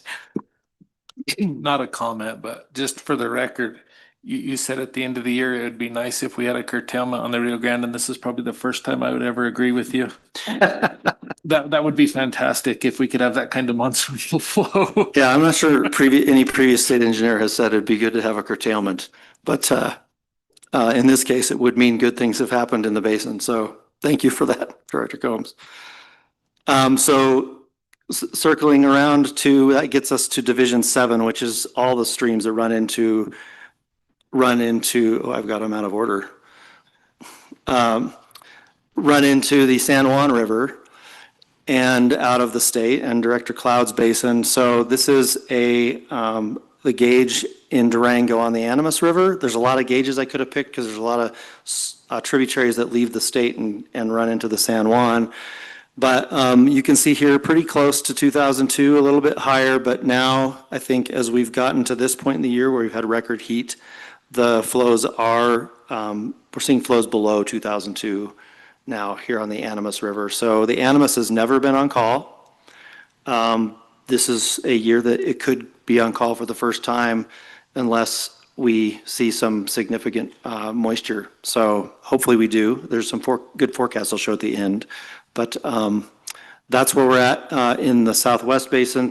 Other things going on there. Calls in that basin are on the Florida River, for instance, at an 1881-8 level, on the Los Pinos at an 1881 level. It's interesting to look at our active call manager in our CDSS site because you'll see lots of 1800 dates right now, more so than you probably would have seen in the past. But they're working on measurement rule implementation, so we've talked a lot about that in these meetings. I don't need to go over in detail what those are, but implementation means our staff are out looking at structures, identifying ones that comply and ones that don't, working with users, and thankfully we have the funding from the BIL through the UCRC that the CWCB is managing a grant program for, that we saw very encouraging responses from people in the Division 7 and Division 6. A lot of people applied, so that are going to get their measurement structure paid for to put in a measurement structure to comply with the rules. So that process is ongoing. And then another positive here is that the Southwestern Water Conservation District, and there's a couple of these around the state. I'm going to talk about one in the main stem as well, filed for an emergency substitute water supply plan. Our office worked with them to do that, to help replace depletions from OG plans that may have never failed before, but because of the low flows this year would be failing, to replace those for municipal and domestic providers in particular. And so that kind of basin-wide cooperation to try to help mitigate the situation is, like I said, is encouraging. Are there any questions about the Southwest Division 7?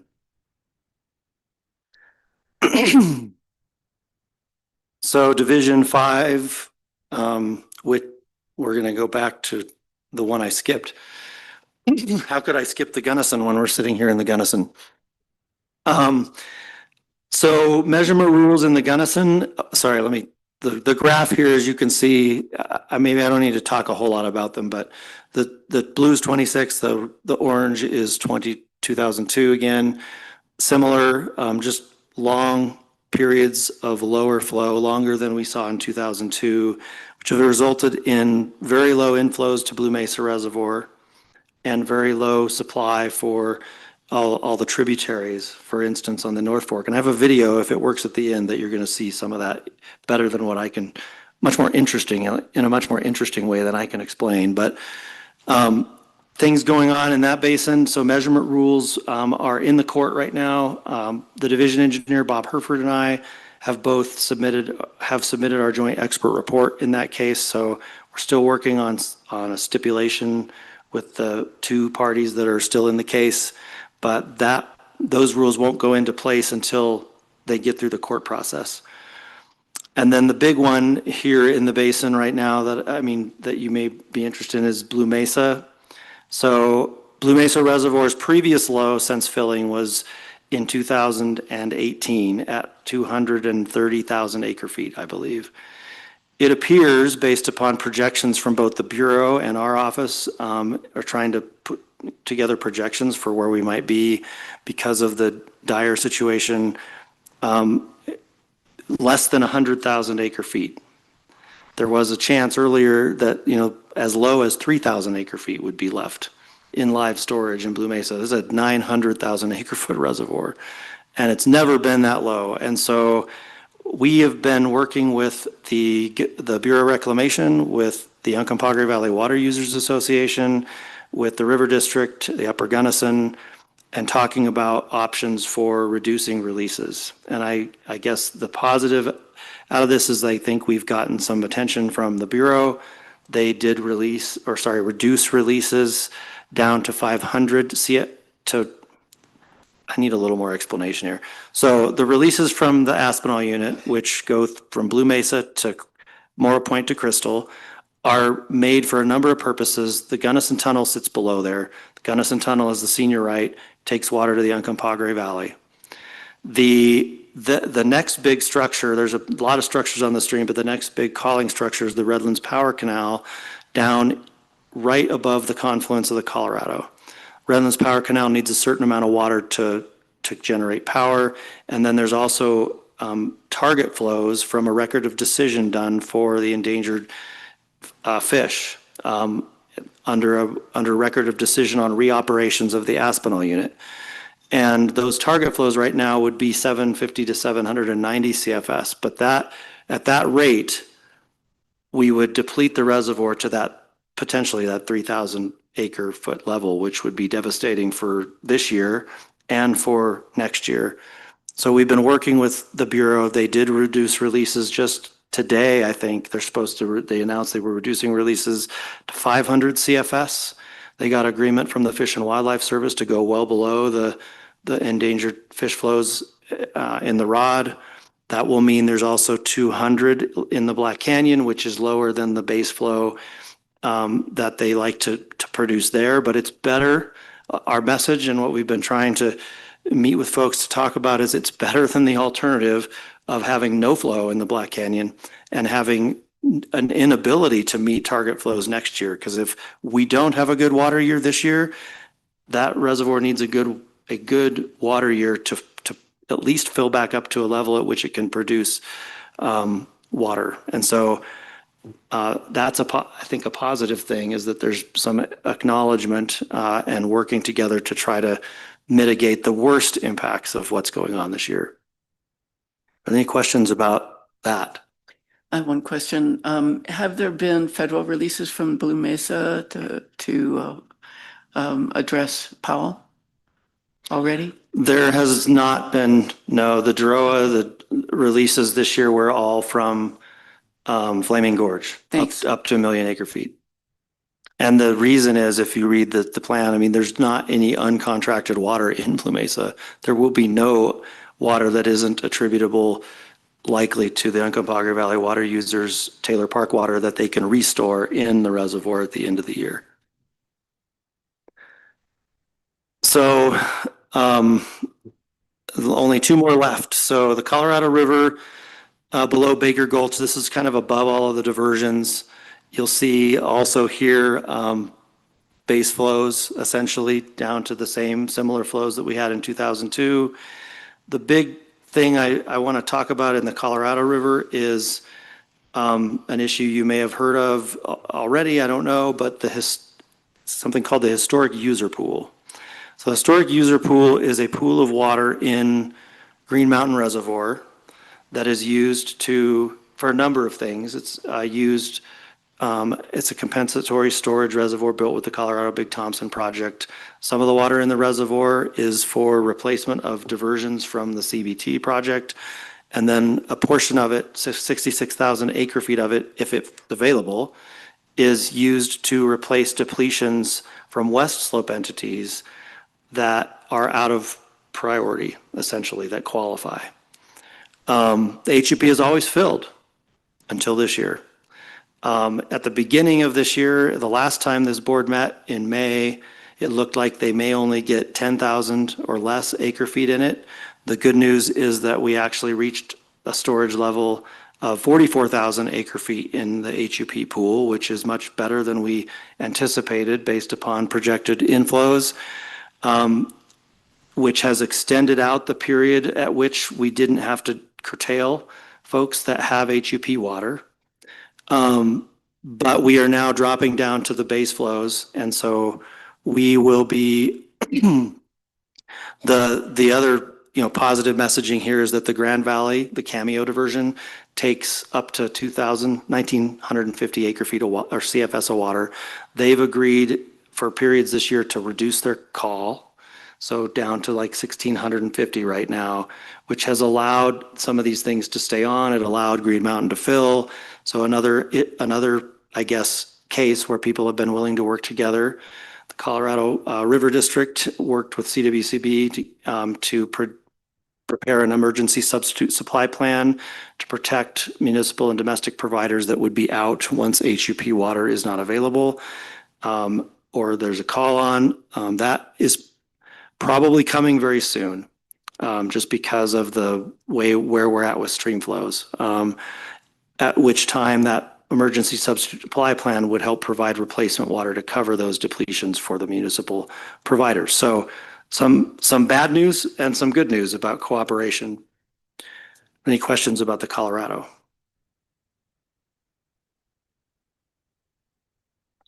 So the Yampa and the North Platte, the Yampa River, also you're seeing flows similar to 2002 here at Deer Lodge Park, and in the North Platte, getting closer, dropping down closer to base flows in the North Platte.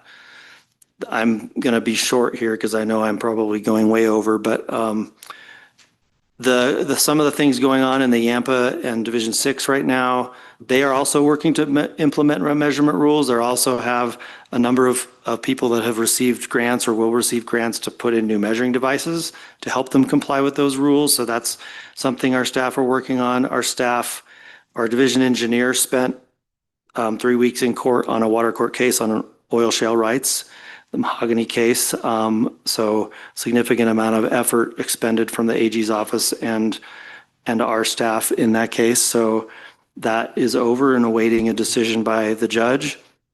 And then I guess the other comment, I haven't talked a lot about impacts to recreation, but I believe Steamboat Springs declared no recreation on the Yampa right now because of the temperatures. And so that's not a condition that's not present other places in the state as well. So if there aren't any questions about the Yampa, I have a like 6-minute video I'd like to show if it works. And this is a video that PBS put together after a 2-day tour with my staff and some growers in the Uncompahgre Valley. It tells the story really well about the impacts of living within what the river supplies, living within what we get hydrologically, which is a message we've had a lot of trouble getting out in the community.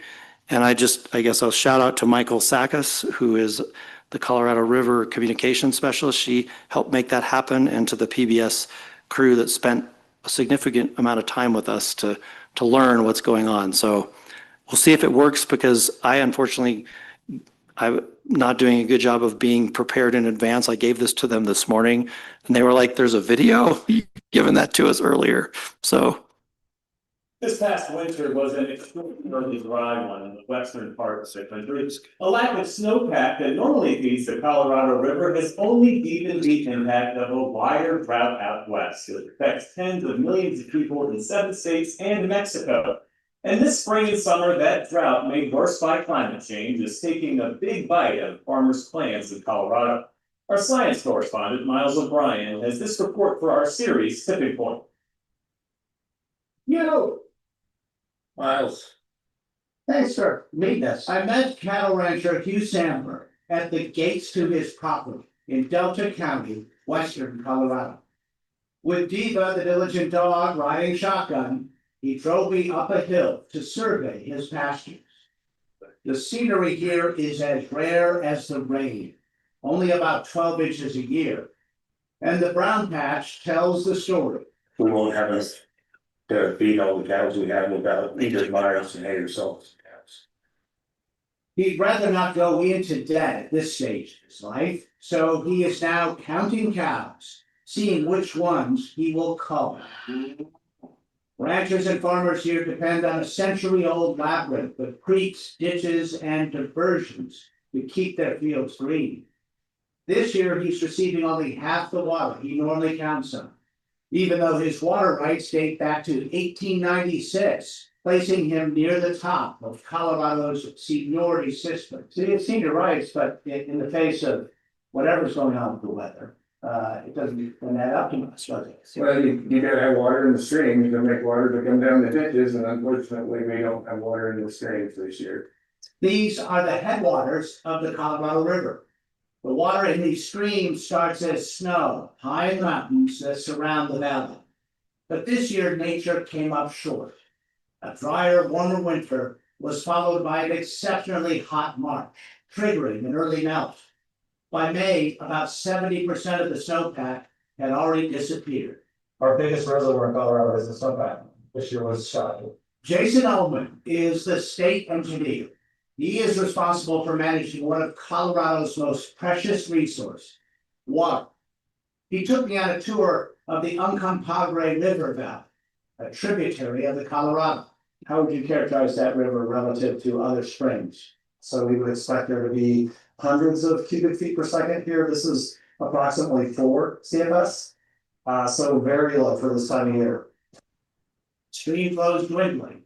Ullman and his team faced an unenviable task, shutting off water deliveries to the valley's 85,000 acres of irrigated farmland based on seniority.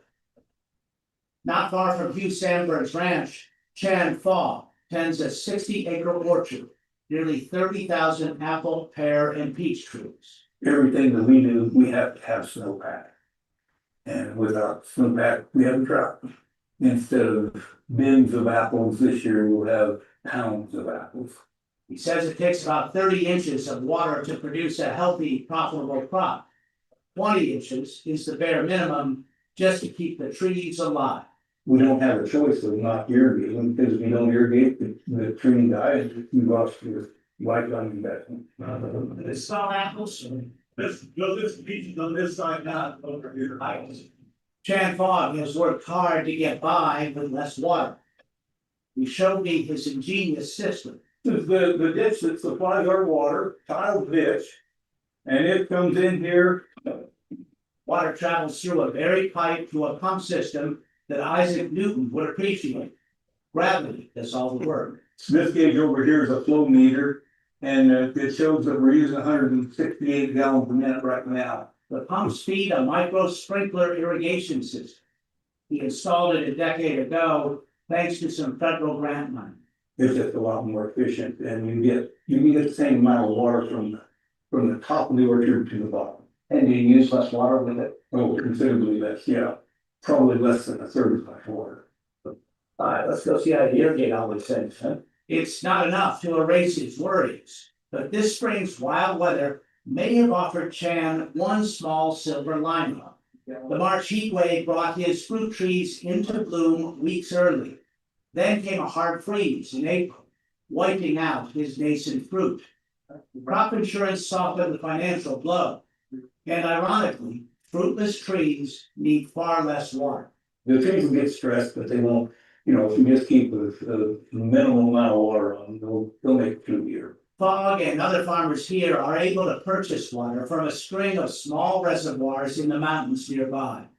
But they provide a cushion for only one dry year. We have another year after this year, like this year, it's gonna be a lot more painful than it is even this year. Those will be completely off. With so little water stored for not so many days, farmers here are accustomed to shortages and curtailments. With our water situation, we've had to fallow pretty much half of all the fields that we have. Reed Fisher grows sweet corn in Delta County. As we walked his farm, he showed me the stark line between the fields he was able to plant and those he was forced to leave fallow. this shows the demarcation line of possible money versus us having to just sit fallow and not make any money. So this kind of represents our economic outlook for 2026. In a normal year, fishery plants about 1,000 acres. This year, it's closer to 500. What we saw on the western slope of Colorado was just one small part how the 25-year drought fueled by climate change has affected the entire Colorado River system. Lakes Speed and Powell, two giant reservoirs downstream that provide water to California, Arizona, Nevada, tribal nations, and Mexico, are at critically low levels. Every single year we seem to be hit by something new, and this almost feels like this. Hopefully, it's not the last nail in the coffin, but it has the looks of it for sure. This bone-dry growing season comes as the 7 Colorado River Basin states struggle to negotiate a new agreement on how to share a shrinking river. As they debate the size of the cuts and who should bear them, nature has weighed in with a reminder: it always bats last. For the PBS NewsHour, I'm Miles O'Brien in the Uncompahgre River Valley, Colorado.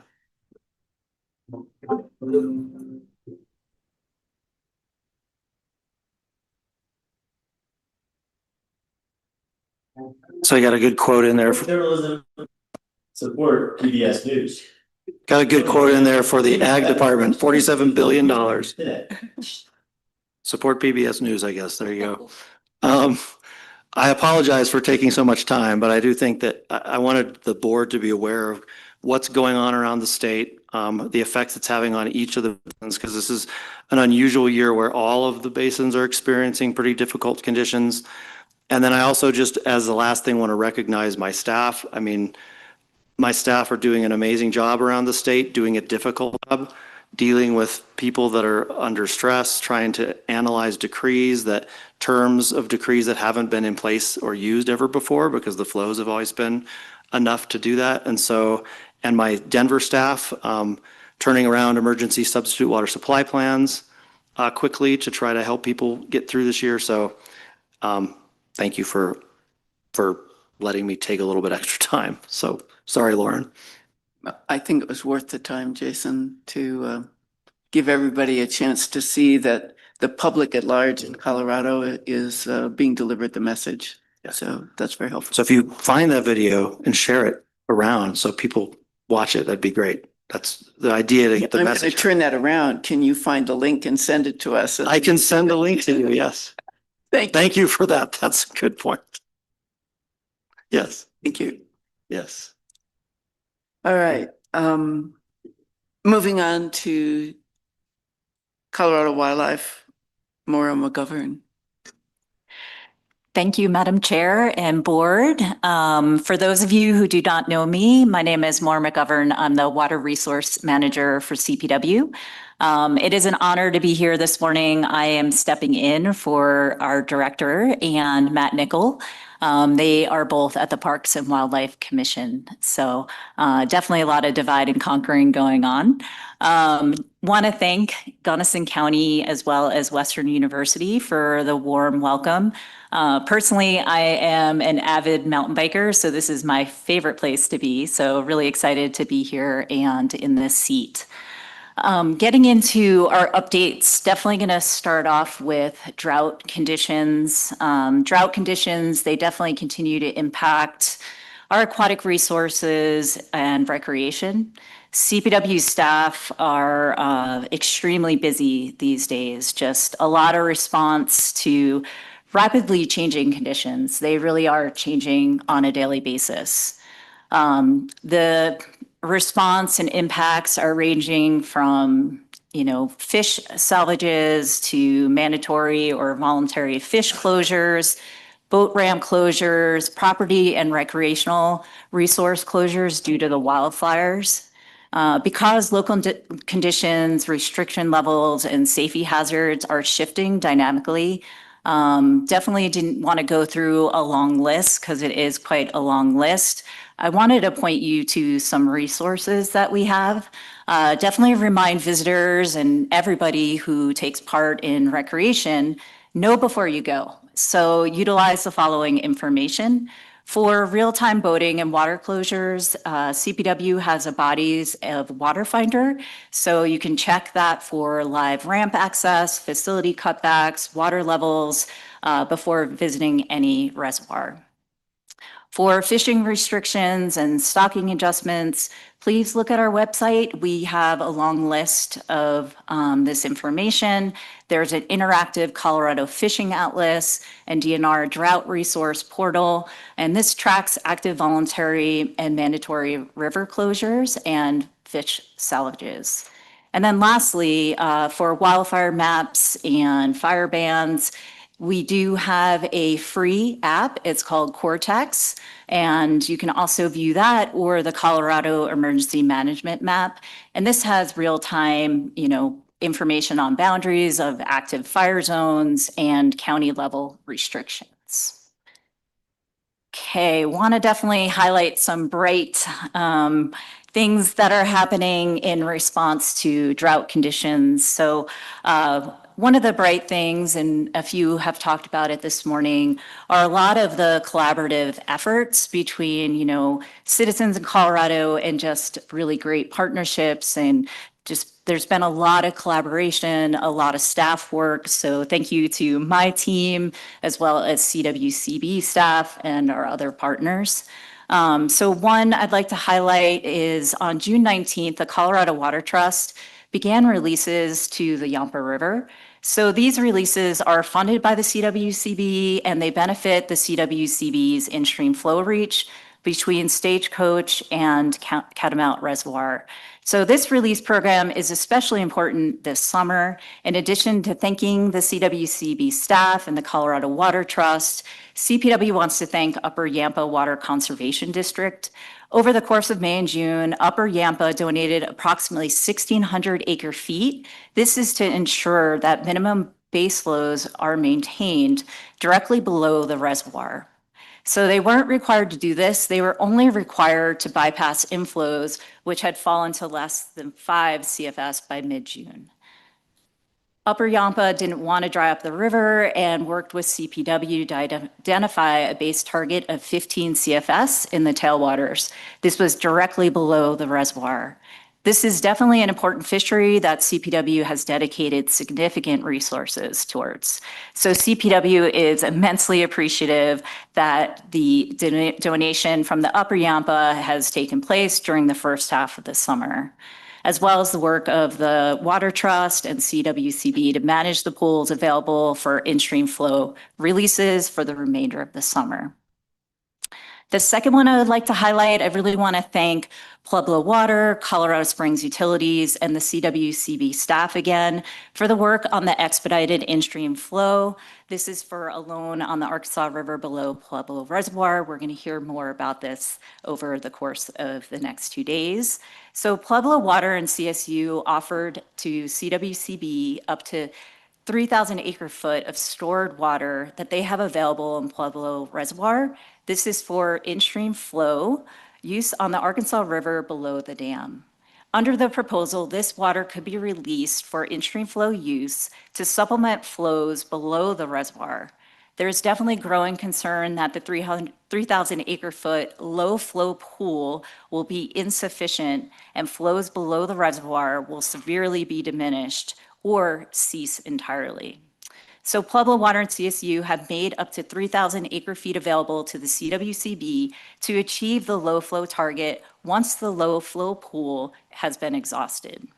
CPW is very appreciative of this effort, and we want to thank Pueblo Water and Colorado Springs Utilities and CWCB staff for their work developing this expedited in-stream flow loan. Not only will it help the tailwater fishery that is very popular with locals in the angling community, but it will also help our hatchery in that area. So big thanks to all the work on that. Lastly, some aquatic nuisance species updates. So want to announce that the construction of the new decontamination tank, this is our dip tank, has been finished. This is at Highline State Park. This is a cost-shared construction project with the U.S. Army Corps of Engineers. It is a cutting-edge facility. It's the first of the kind in Colorado, but also in the nation. So our ANS program is just doing amazing things, trying to really respond rapidly. This new technology is designed to maximize decontamination, as well as significantly improve efficiency for both staff and visitors. So hopefully the wait times going in and out of that park are a little bit less.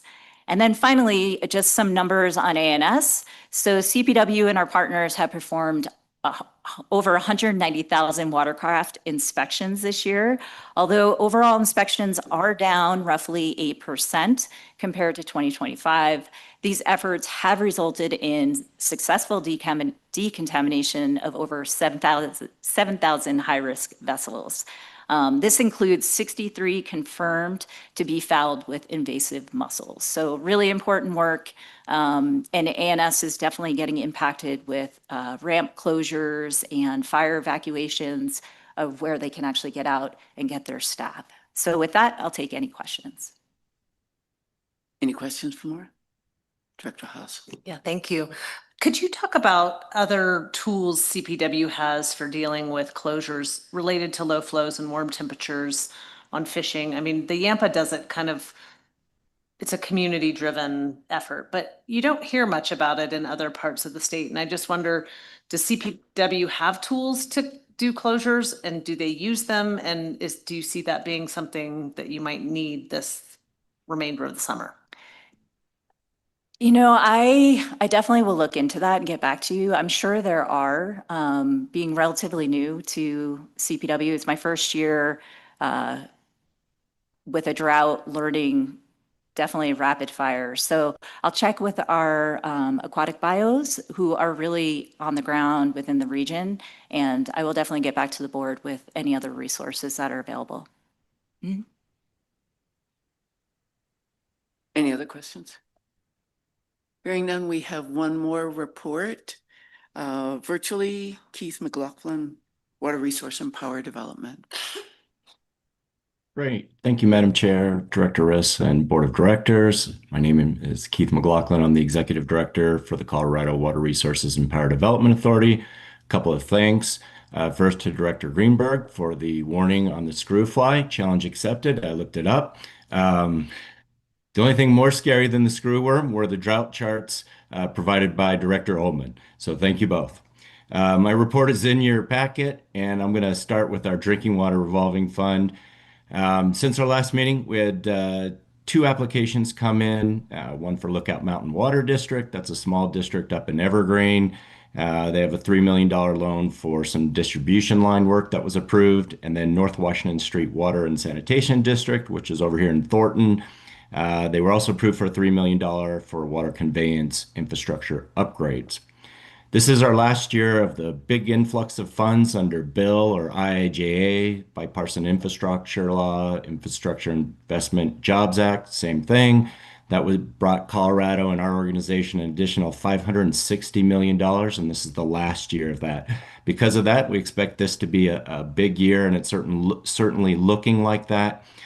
We've got in total so far, under the IJ program, we've approved 36 loans for about $300 million. So we're getting that money out. And about half of that money is, or a little more than half that money is currently grant.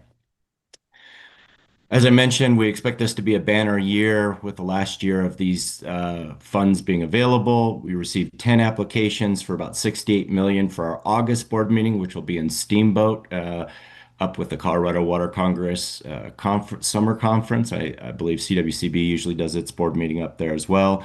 I'm not going to read the details there in my packet, so you can look at them, but I'm going to go through the names quickly. It's Camelot Property Owners Association, Bailey Water and Sanitation District, City of Aurora, that's a lead service line project, Upper Road 42 Water Association, Colorado City Metro District, Town of La Vita, Town of Dolores, Town of Kremling, Town of Shinewells, and Penrose Water District. We've got about 133 million available for water projects and total capacity. And again, I think it'll be nearly obligated, if not completely obligated this year. Wastewater, we didn't see any applications at our June meeting, but we've got two coming in on the wastewater side at this board meeting for the town of La Vida for 2.2 million for their dewatering system. And then City of Los Animas for replacement of their primary force main, which is essentially a pump to move their wastewater uphill. Wastewater, we got a lot less money under IIJA. That's got about 23 loans executed for 80.5 million. Most of the focus under IIJA is drinking water. That's why you see the big discrepancy. And then two other things quickly under legislative matters. I want to mention that we're pushing hard. We're looking for a 27 cap grant from EPA. That's our primary source of funding, along with recycled dollars from loan repayments under the long historical reach of the program.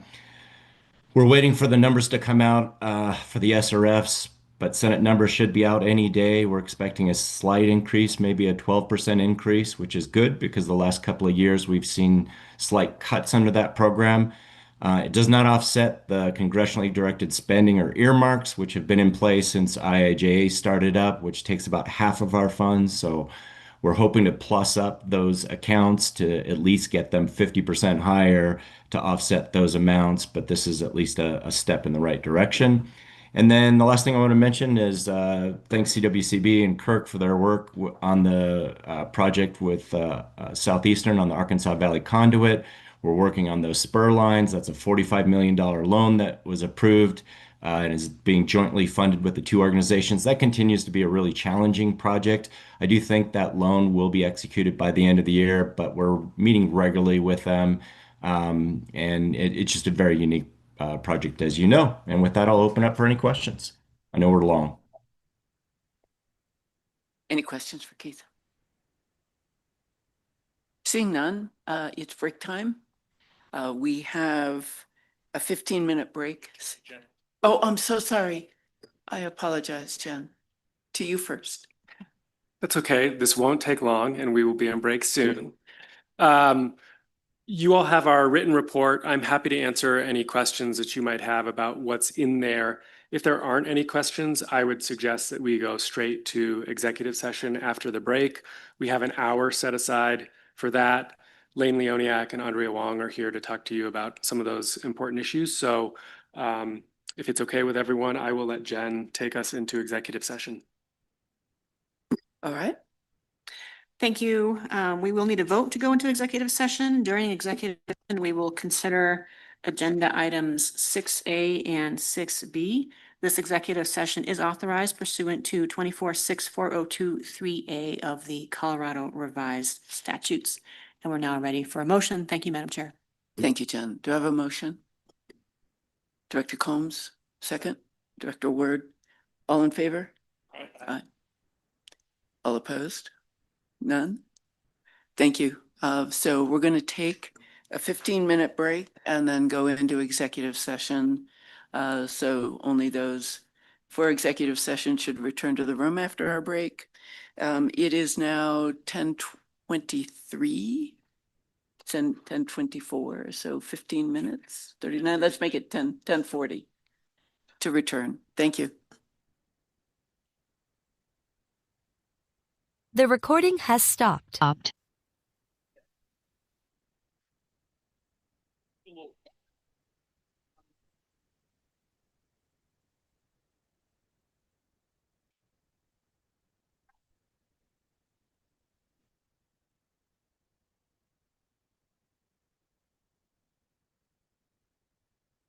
We did.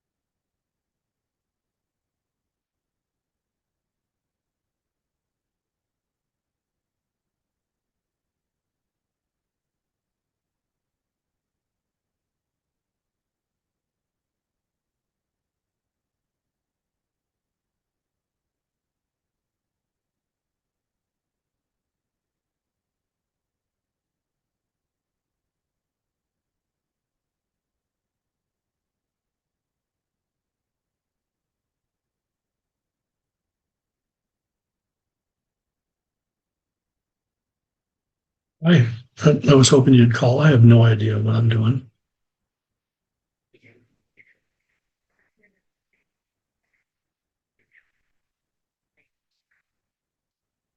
And I go, and how do I do that? I go to video, down below. Stop video.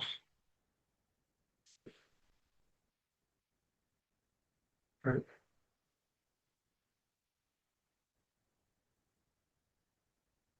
Okay, I'm not hearing anything.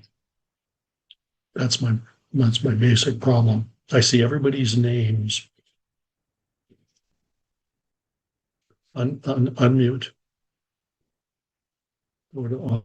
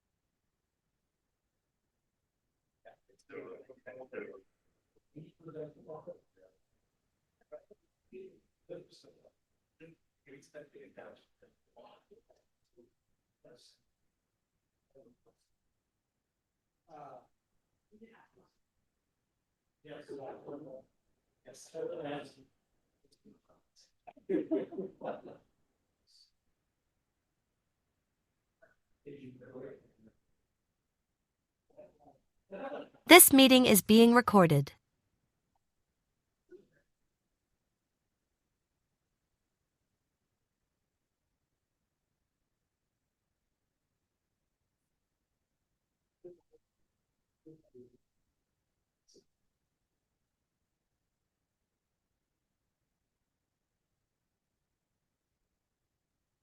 So not all the chairs are filled, but close. I think we can, Jen. Thank you. This is Jen Mealy with agenda item 7. The board went into executive session to consider agenda items 6A and 6B. During executive session, the discussion was limited to discussion on those topics and no formal action was taken. Thank you, Madam Chair. Thank you. Moving on to agenda item 8, in-stream flow acquisitions. Yes. Yeah, Madam Chair, I just wanted to let you know, I have a appearance of a conflict of interest on 8B and C, so I will exit once 8A is complete. Thank you for letting me know, and we'll go ahead and take a vote on A while you're here. Thank you. And are we ready to go? Yep. Okay, thank you.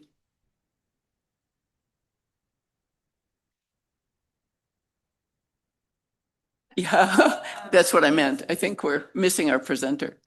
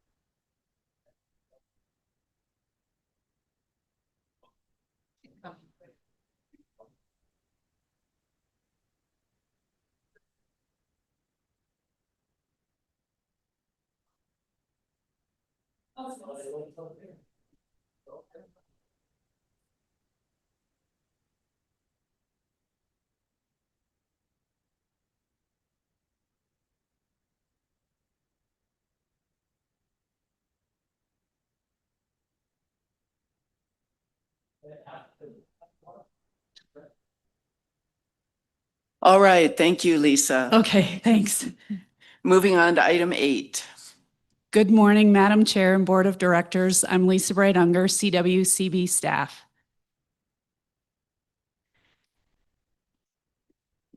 This is agenda item 8A. It is a proposal for an expedited loan of stored water from 37 Mile LLC for in-stream flow use in Boulder Creek Water Division 1. At the first regular or special board meeting after the CWCB director accepts an offer to the board of an expedited temporary loan for in-stream flow use, the board shall vote either to ratify or overturn the director's decision. Staff recommends that the board, 1, ratify the CWCB director's decision to accept 37 Miles' offer of an expedited temporary loan for releases of stored water from Jasper Reservoir to supplement an existing in-stream flow in Boulder Creek within the city of Boulder. 2, authorize an expenditure of up to $47,475 from the construction fund. 37 Mile, in collaboration with the Colorado Water Trust, offered to loan its interest in the Jasper Reservoir water rights to the CWCB to help meet the existing in-stream flow water rights in Boulder Creek within the city of Boulder. After supplementing the in-stream flow in Boulder Creek, the water rights will be delivered downstream to the lower Boulder ditch for its decreed use of irrigation. Jasper Lake is an on-channel reservoir in the Indian Peaks Wilderness in Boulder County. To give you a sense of the overall location, Boulder is on the right side of this map, and Winter Park is just off the map on the left side of Jasper Reservoir. In the 25 miles it will take from Jasper Reservoir to the existing Boulder Creek in-stream flow, the releases will flow through Jasper Creek, the South Fork Middle Boulder Creek, through Barker Reservoir, and eventually into Boulder Creek. These creeks all have existing in-stream flows and may benefit from the reservoir releases while in transit to the Boulder Creek in-stream flow. The proposed loan will supplement the existing in-stream flow decreed flow rate of 15 CFS in Boulder Creek and be protected from the 8-mile reach starting below the Farmer's Ditch head gate to the 75th Street Bridge. 37 Mile purchased Jasper Reservoir and the water rights from the Colorado Water Trust with a restrictive covenant, which permanently protects public access to the reservoir, governs when, where, and how water may be released and rediverted. In an average or normal year, it is estimated that the Jasper Reservoir could have 305 acre-feet for releases. However, this year it is estimated there would be 90 acre-feet. During the late summer and early fall, the existing Boulder Creek in-stream flow frequently drops below the in-stream flow minimum of 15 CFS due to hydraulic conditions on the creek and water user demands. The proposed releases from Jasper Reservoir will help alleviate this issue. The operation will take place on or after August 1st and will conclude by October 31st this year. Colorado Parks and Wildlife evaluated the aquatic benefits of this expedited loan and provided a letter of recommendation. CPW concluded that the additional flows released from Jasper Reservoir will provide cold water inputs to Jasper Creek, Middle Boulder Creek, and Boulder Creek, and will be beneficial to aquatic habitat conditions in the late summer and early fall. Boulder Creek supports an aquatic community consisting of both cold water sport fishes and warm water fishes. As Boulder Creek flows out of Boulder Canyon, species composition changes from primarily trout species to warm water species. Low flows and elevated water temperatures can cause significant stress to the fishery, which is highly likely to be an issue this summer due to the drought of 2026.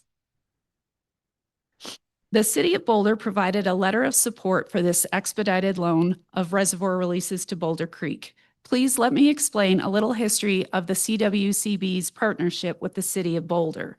In 1974, the CWCB appropriated a junior in-stream flow water right for 15 CFS in the stretch of Boulder Creek from, at the time, Public Service Company's hydropower plant to the 75th Street Bridge.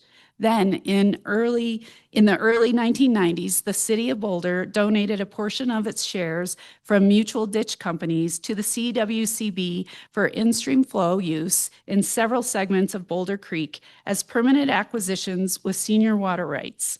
Various operations and management agreements were also signed, allowing the City of Boulder to manage these in-stream flows. Excuse me.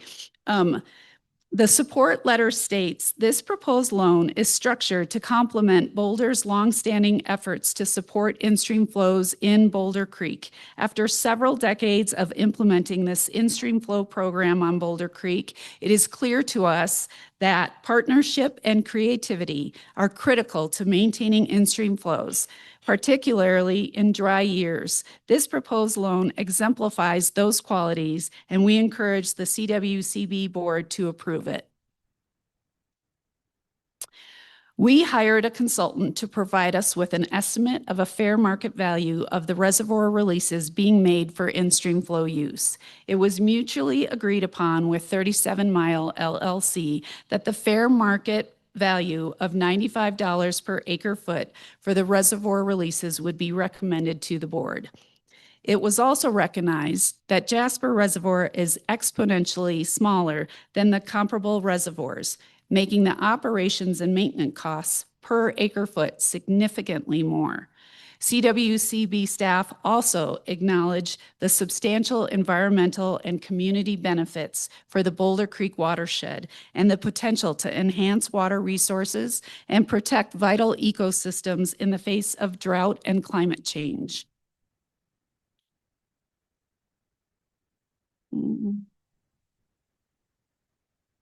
Okay, therefore, in addition to the $95 per acre foot, CWCB staff recommends to the board that they approve an additional $18,500 to cover a portion of the O&M costs for Jasper Reservoir.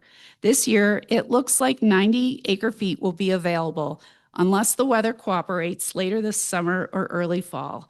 We are requesting authorization of funds for the total possible amount of reservoir releases of 305 acre feet, but the payment made will be based on the actual amount of water released for in-stream flow use. Since we recommend this project be paid for from the construction fund, Financial Policy 19 must be followed. CPW's evaluation and all the documentation provided fulfills the Policy 19 requirements. The request of authorization of funds includes up to $28,975 for the water released, plus the $18,500 for O&M costs, which equals the $47,475.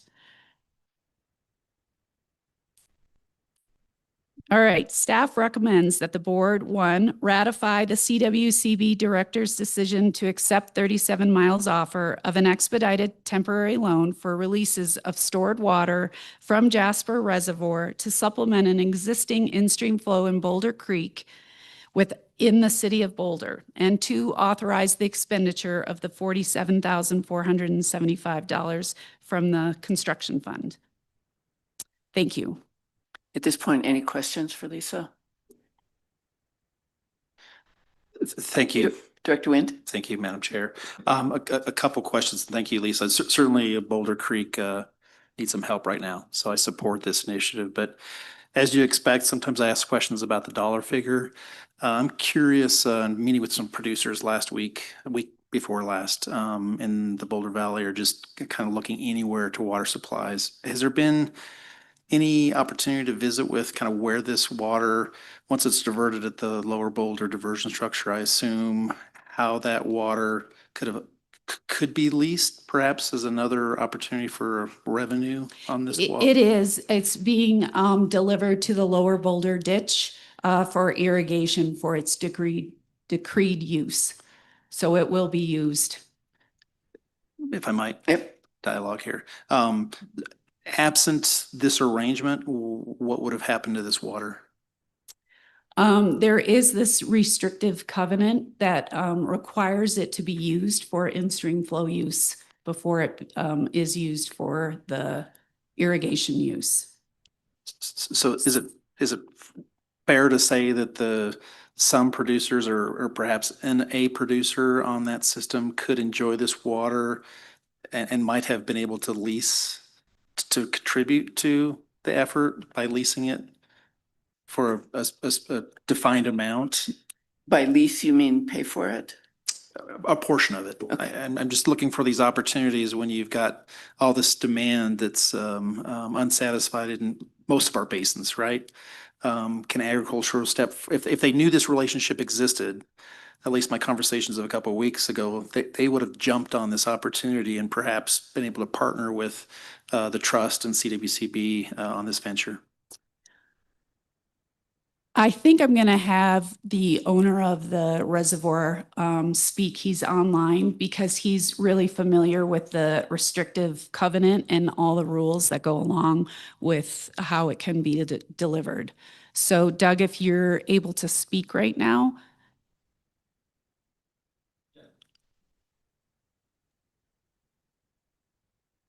Can you hear me now? Yes. Okay, hi, my name is Doug Tiefel, and I'm the owner and manager of 37 Mile LLC. This will be our third year of operating the reservoir, and unfortunately, it's the year with the least amount of water. We're estimating 90 acre feet after calculations for evaporation, et cetera. And absent this agreement, we would have used all of the water for irrigation through our reservoir, which is called the Tiefel Reservoir Goosehaven Pond number 2, which is at Boulder Creek and Highway 287. And we're decreed for irrigation uses of approximately 50 acres.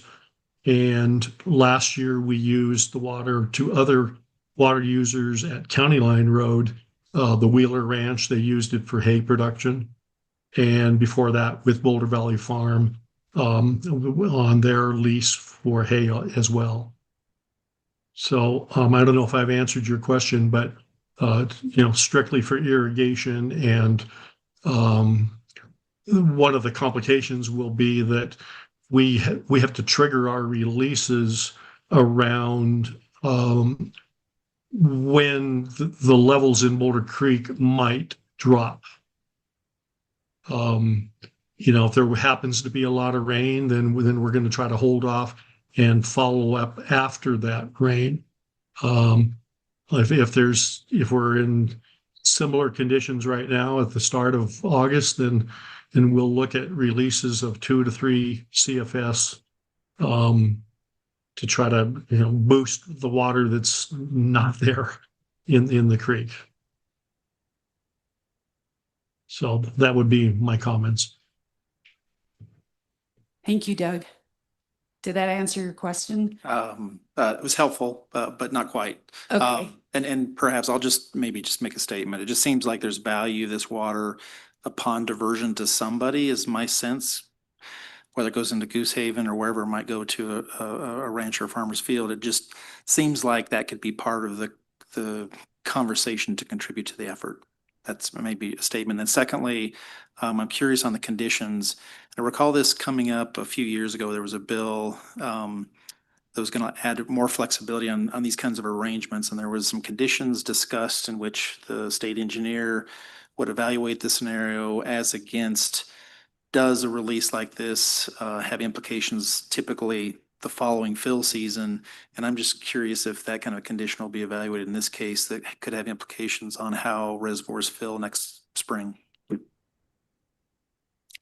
I guess that's a question to you, Jason.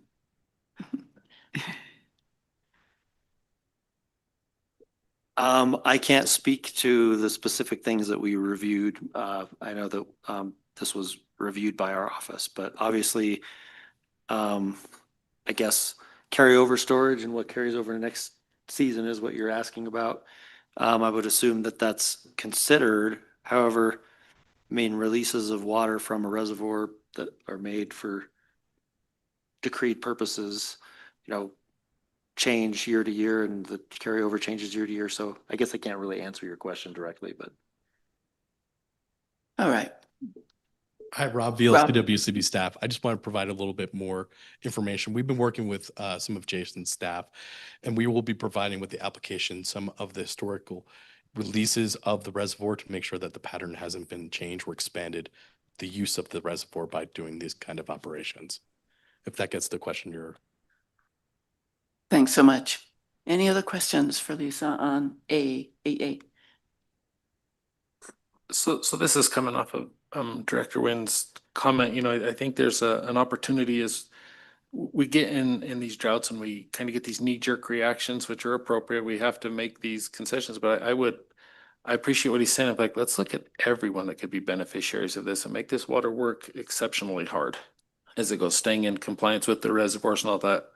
I know the ag community, they, in their operations of their reservoirs, it really helps the fish and recreation. And right now, CPW is returning the favor and they're maintaining some river flows and allowing those irrigators to pick that water up because it fits both missions. And so I would just encourage staff, as you do look through these, to the greatest extent possible, how many people can benefit from these emergency operations and changes. So that's all. Okay, thank you. Yes, this is a particular situation because of this restrictive covenant.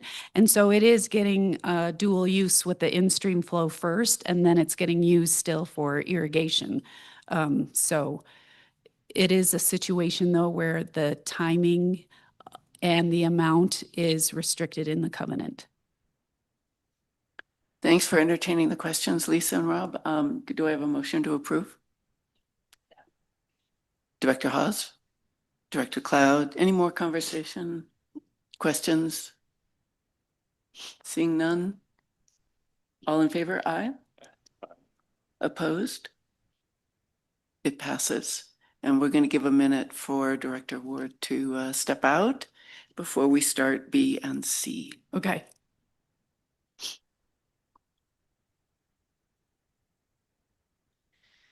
All right, for the record, I'm Lisa Breitunger, CWCB staff. Before I start this presentation, I just want to point out that this project was jointly done together with the Interstate, Federal, and Water Information Section. Brian McPherson introduced this project with his presentation at the May board meeting. So I want to start off by thanking them for working on this with us. This is agenda item 8B. It's a proposal for an expedited loan of water from Pueblo Water for in-stream flow use on the Colorado River Water Division 5. And as you heard before, at the first regular or special board meeting after the director accepts an offer to the board of an expedited loan for in-stream flow use, the board shall vote either to ratify or overturn the director's decision. Staff recommends that the board ratify Director Rissa's decision to accept Pueblo Water's offer of an expedited temporary loan of water for in-stream flow use in the 15-mile reach of the Colorado River. To recap from the board meeting in May from Brian's presentation, this project was recommended by the CWCB's Interstate, Federal, and Water Information Section because it is also being operated as an Upper Colorado River Commission UCRC provisional accounting project. Foregone diversions will be tracked and accounted for by the Upper Division states, the UCRC, and Bureau of Reclamation, and may be converted to consumptive use credit in the future. Additionally, it was approved by the board to run as a water conservation program for 2026 as a split season with the proposed expedited loan. Today, we are proposing the expedited loan part of the project. Oops. There's your staff recommendation.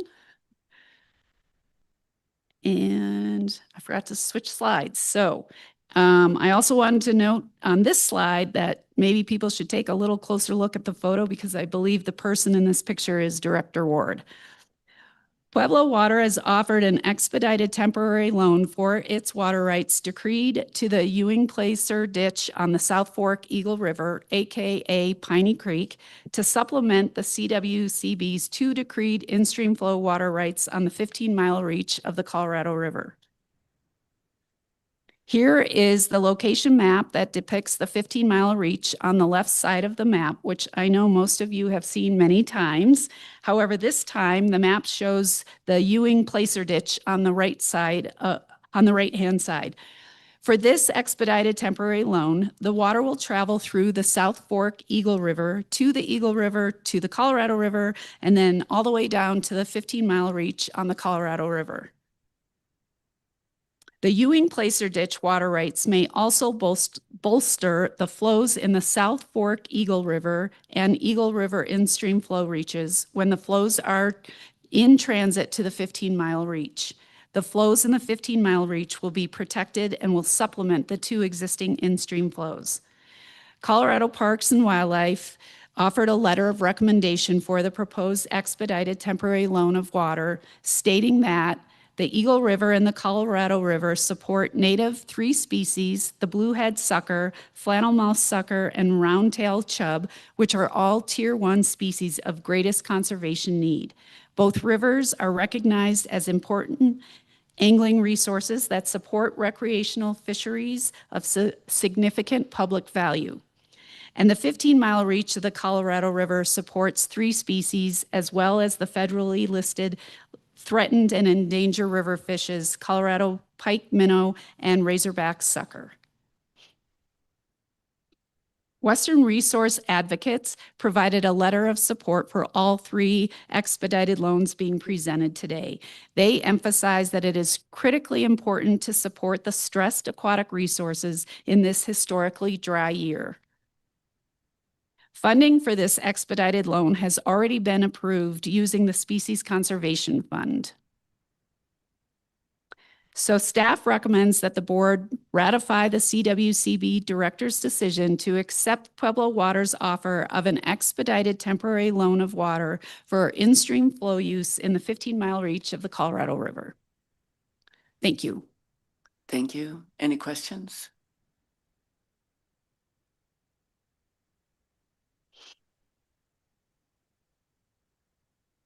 Second, Director Hawes.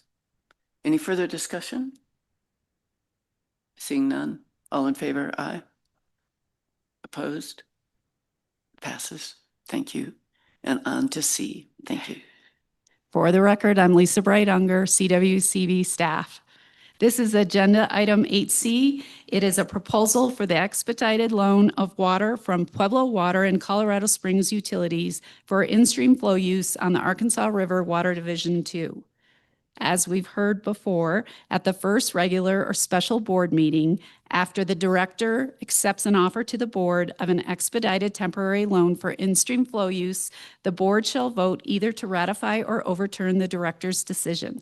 Staff recommends that the board, 1, ratify the CWCB director's decision to accept Colorado Springs Utilities and Pueblo Water's offer of an expedited temporary loan of stored water in Pueblo Reservoir for releases to a stream reach on the Arkansas River for which the CWCB does not hold existing decreed in-stream flow water rights.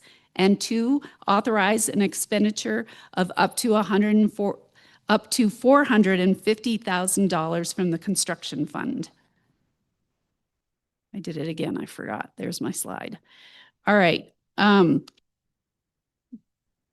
Given the extreme drought conditions, there is growing concern that the minimum required flows below the Pueblo Reservoir will not be met, resulting in impacts to the fishery, Colorado Parks and Wildlife's Pueblo Fish Hatchery, Lake Pueblo State Park, and the greater Pueblo community.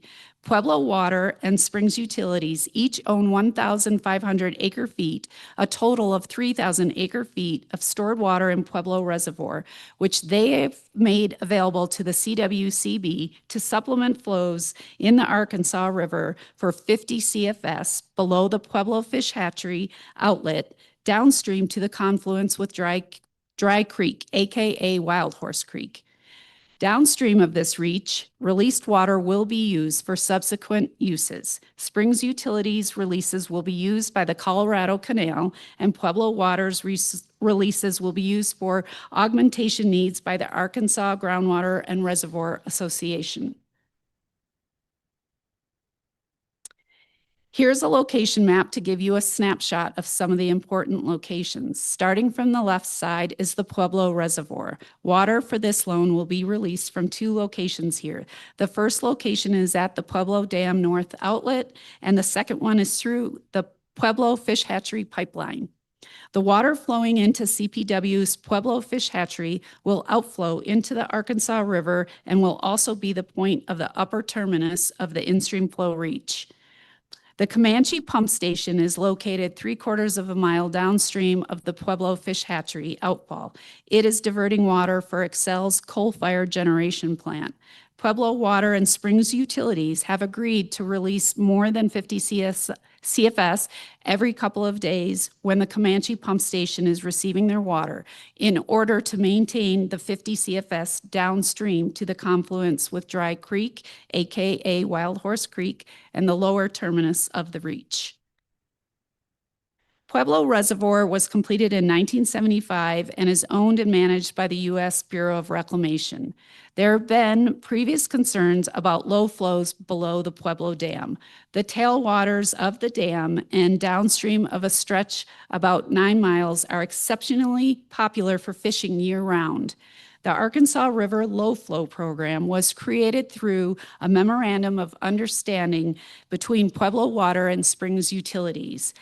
That was secured in the 2000s as mitigation for the Southern Delivery System. The Memorandum of Understanding states that the minimum required flow in the Arkansas River below the Pueblo Fish Hatchery outlet shall be maintained at 50 CFS. And both Pueblo Water and Springs Utilities provide the 1,500 acre-feet each for a total of 3,000 acre-feet for the low flow program. Given the drought impacts, there is concern that the 3,000 acre-feet of the low flow program water will be insufficient and releases from the dam will not be enough to maintain the 50 CFS later in the summer when many anglers and fish are enjoying this stretch of river.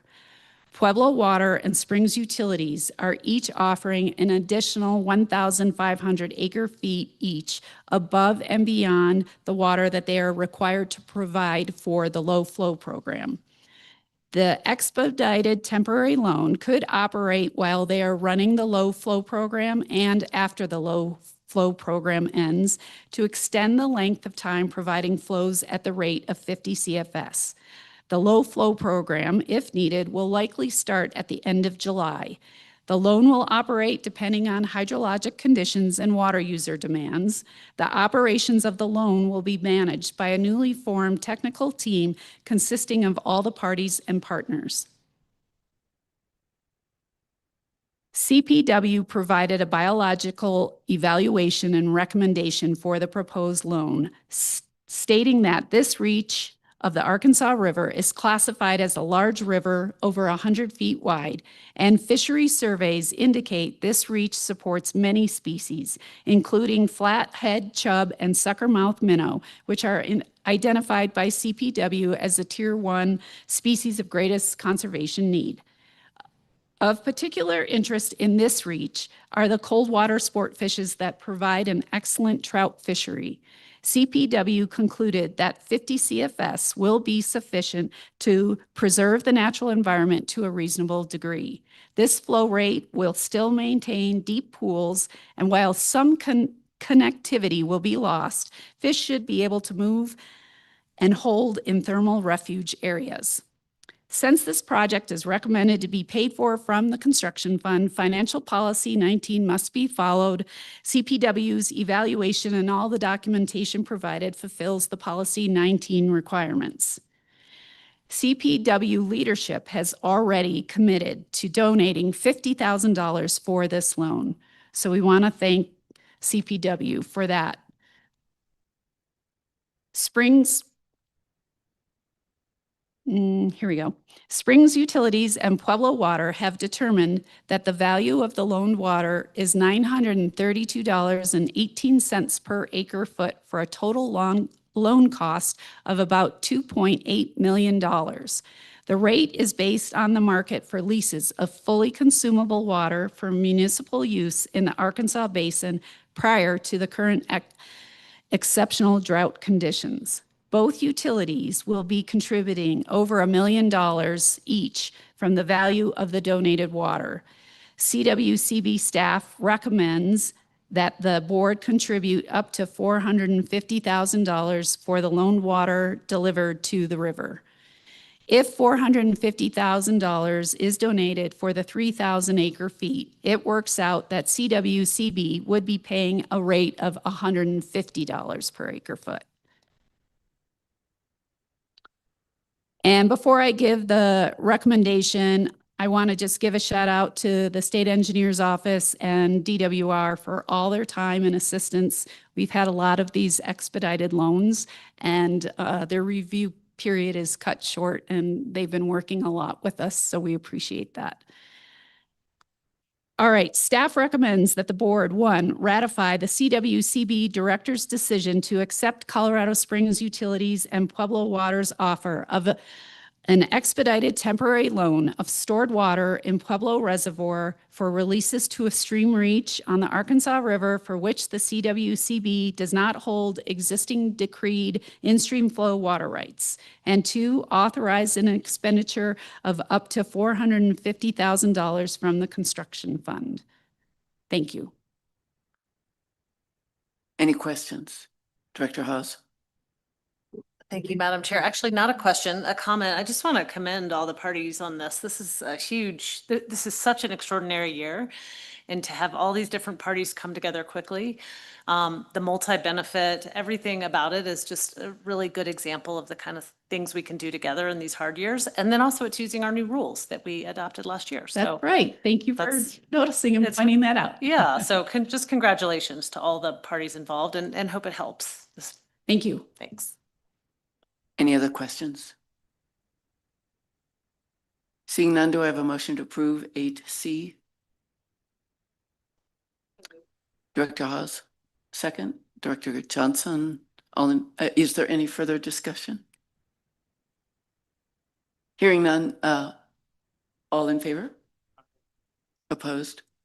It carries. Thank you, Lisa, very much.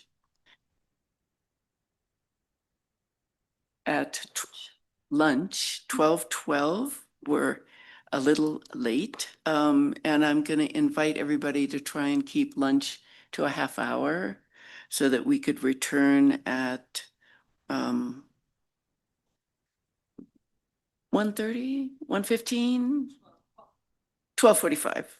Sounds good to me. I was giving you an recording extra has hour. stopped. Apologies. At 12:45. See you back here.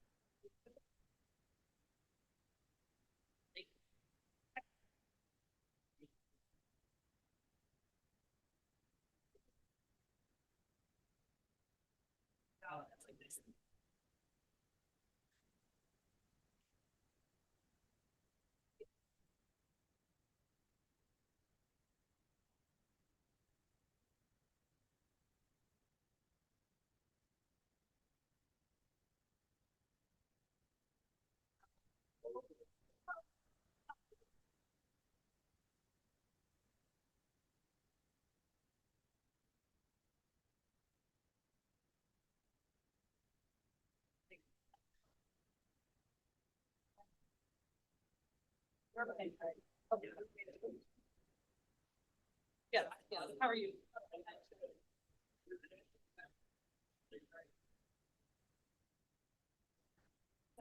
No, I'm not. You can see her. So we had all of that.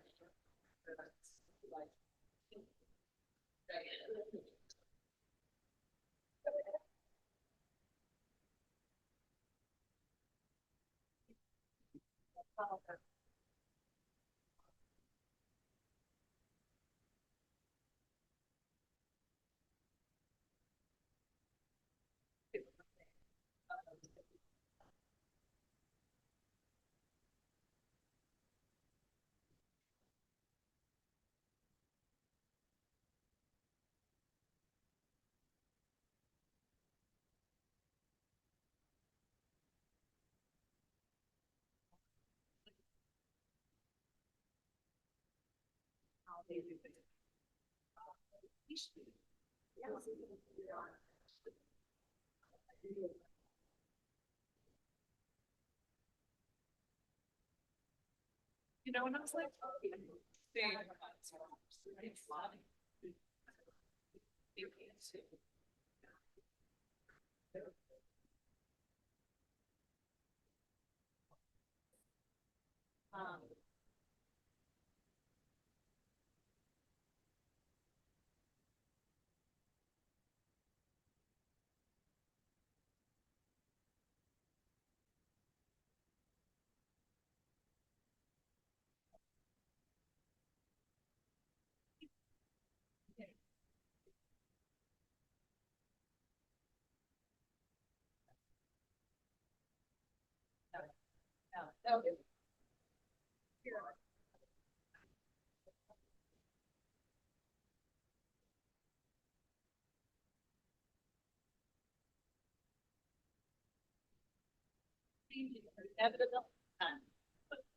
Thanks for giving that heads up on my this.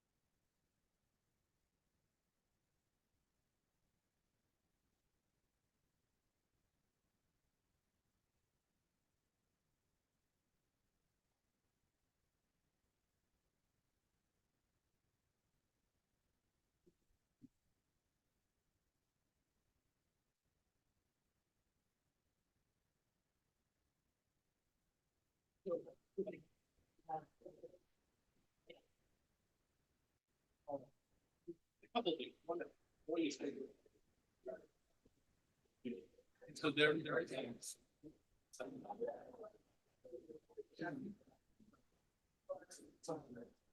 Other than the station.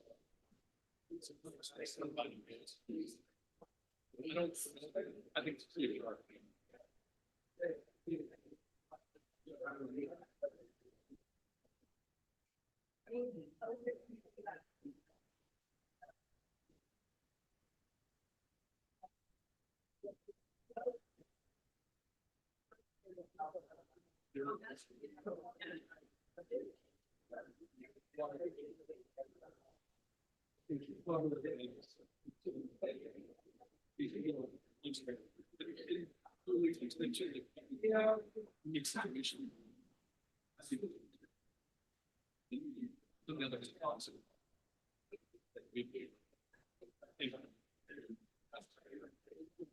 But I might want to follow you like reduce me to better opportunities.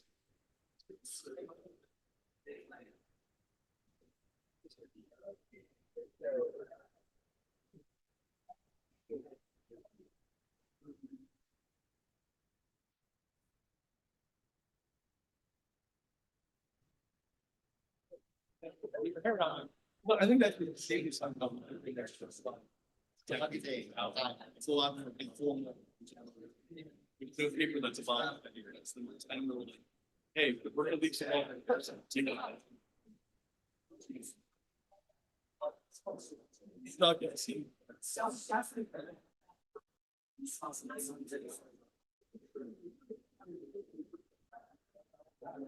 the thing is.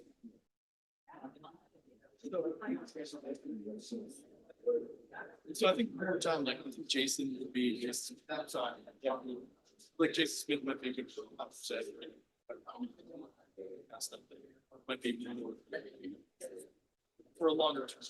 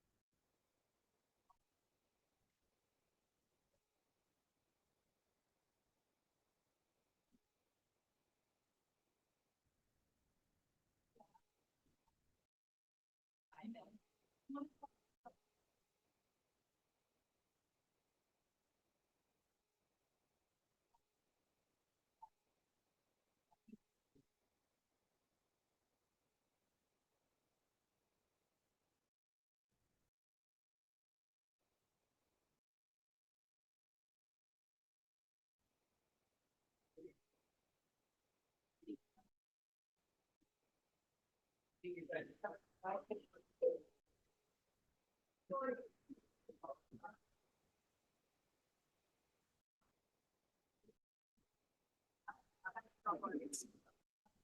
don't need it. I fell with my sister.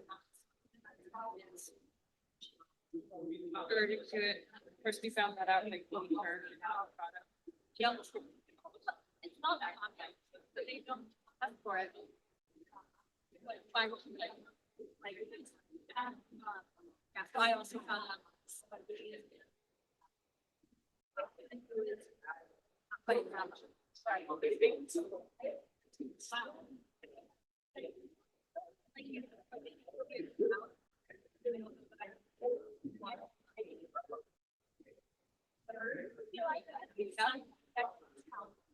And in hindsight, the reason I felt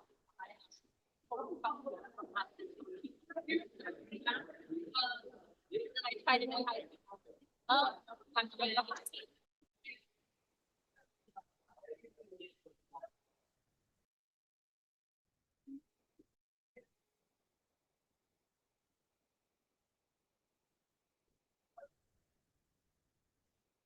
sister married into a big law. Yes, some brothers. They're all married. Some are all close. Haven't like stated here.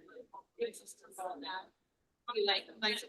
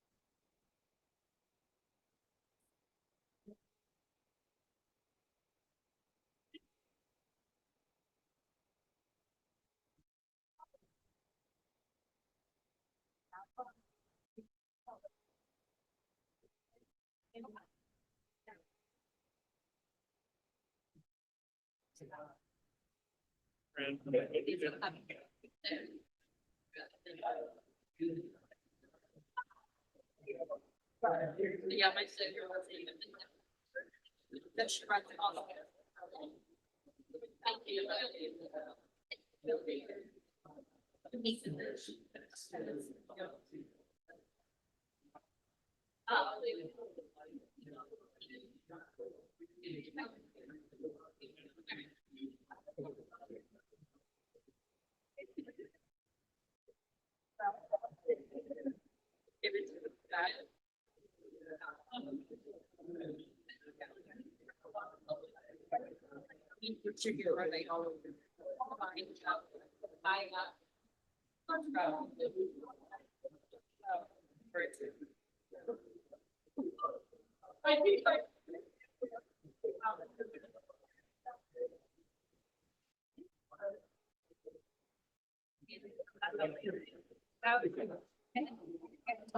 Oh, that's the one. You can tell. Maybe said they had this.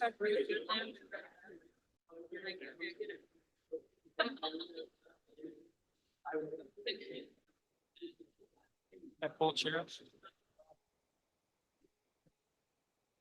Yeah. Yeah.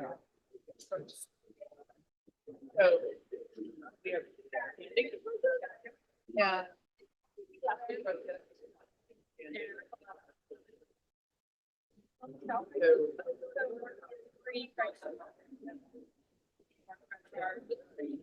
My grandma was just right out. It'll be.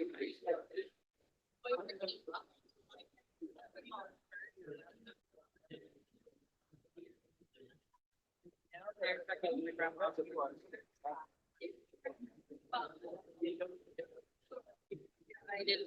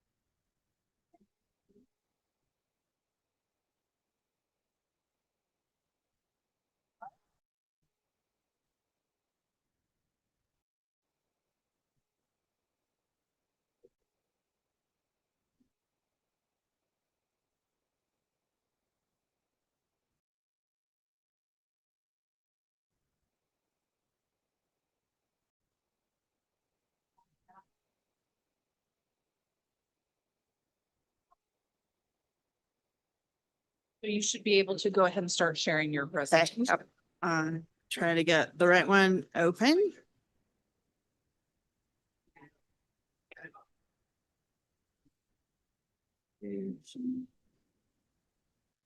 Good? Yes, if I can just find, I'm gonna have to close some stuff to find the right. You gotta find it. Got a lot of stuff open. May have to close some stuff. Here we go. Where's-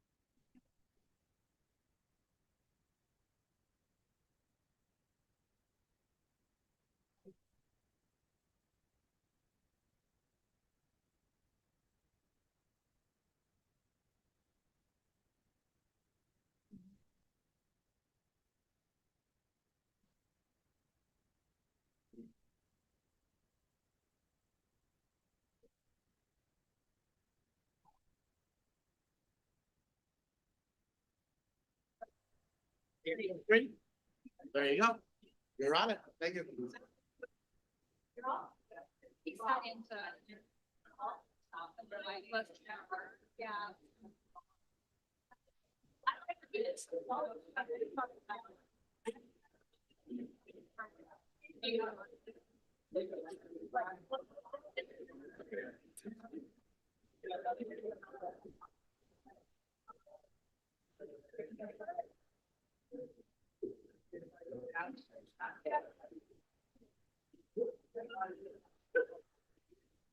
Can I come sit at the group exchange for a second?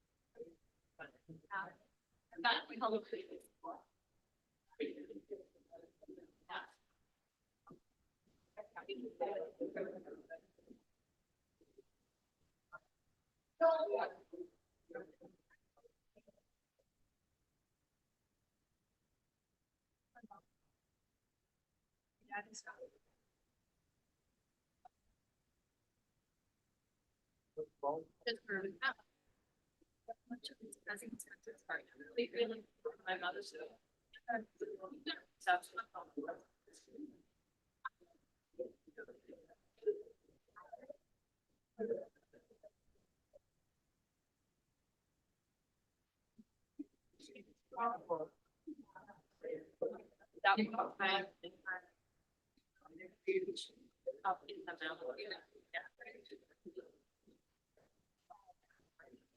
I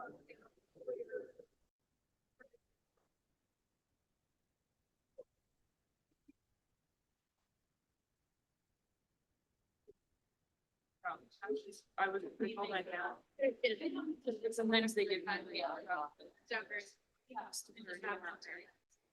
And it's working out. But yeah, then they laugh that, yeah.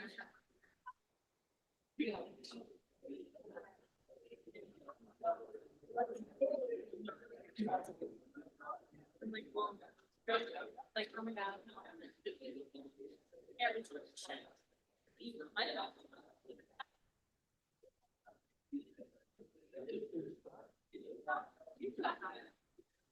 And then they're like, better off. Yeah, that's why.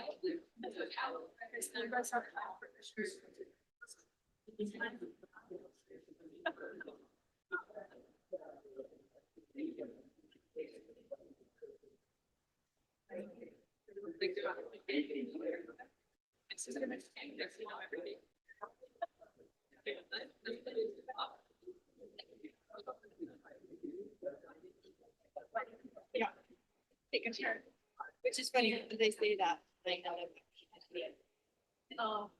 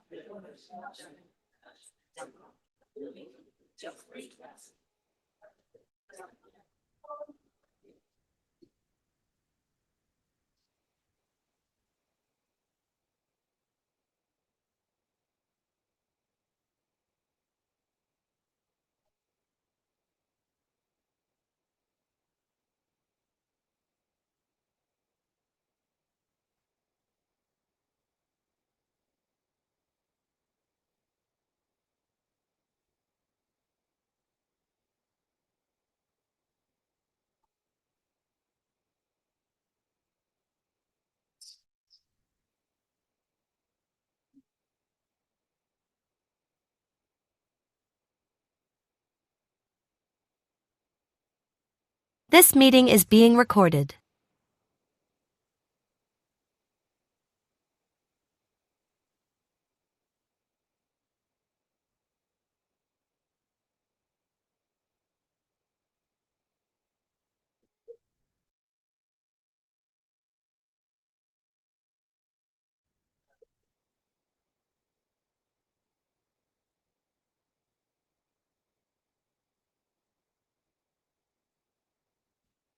I think we're going to go ahead and get started. There are a couple of empty seats, but it's time is passing. And so look forward to your update. Thank you.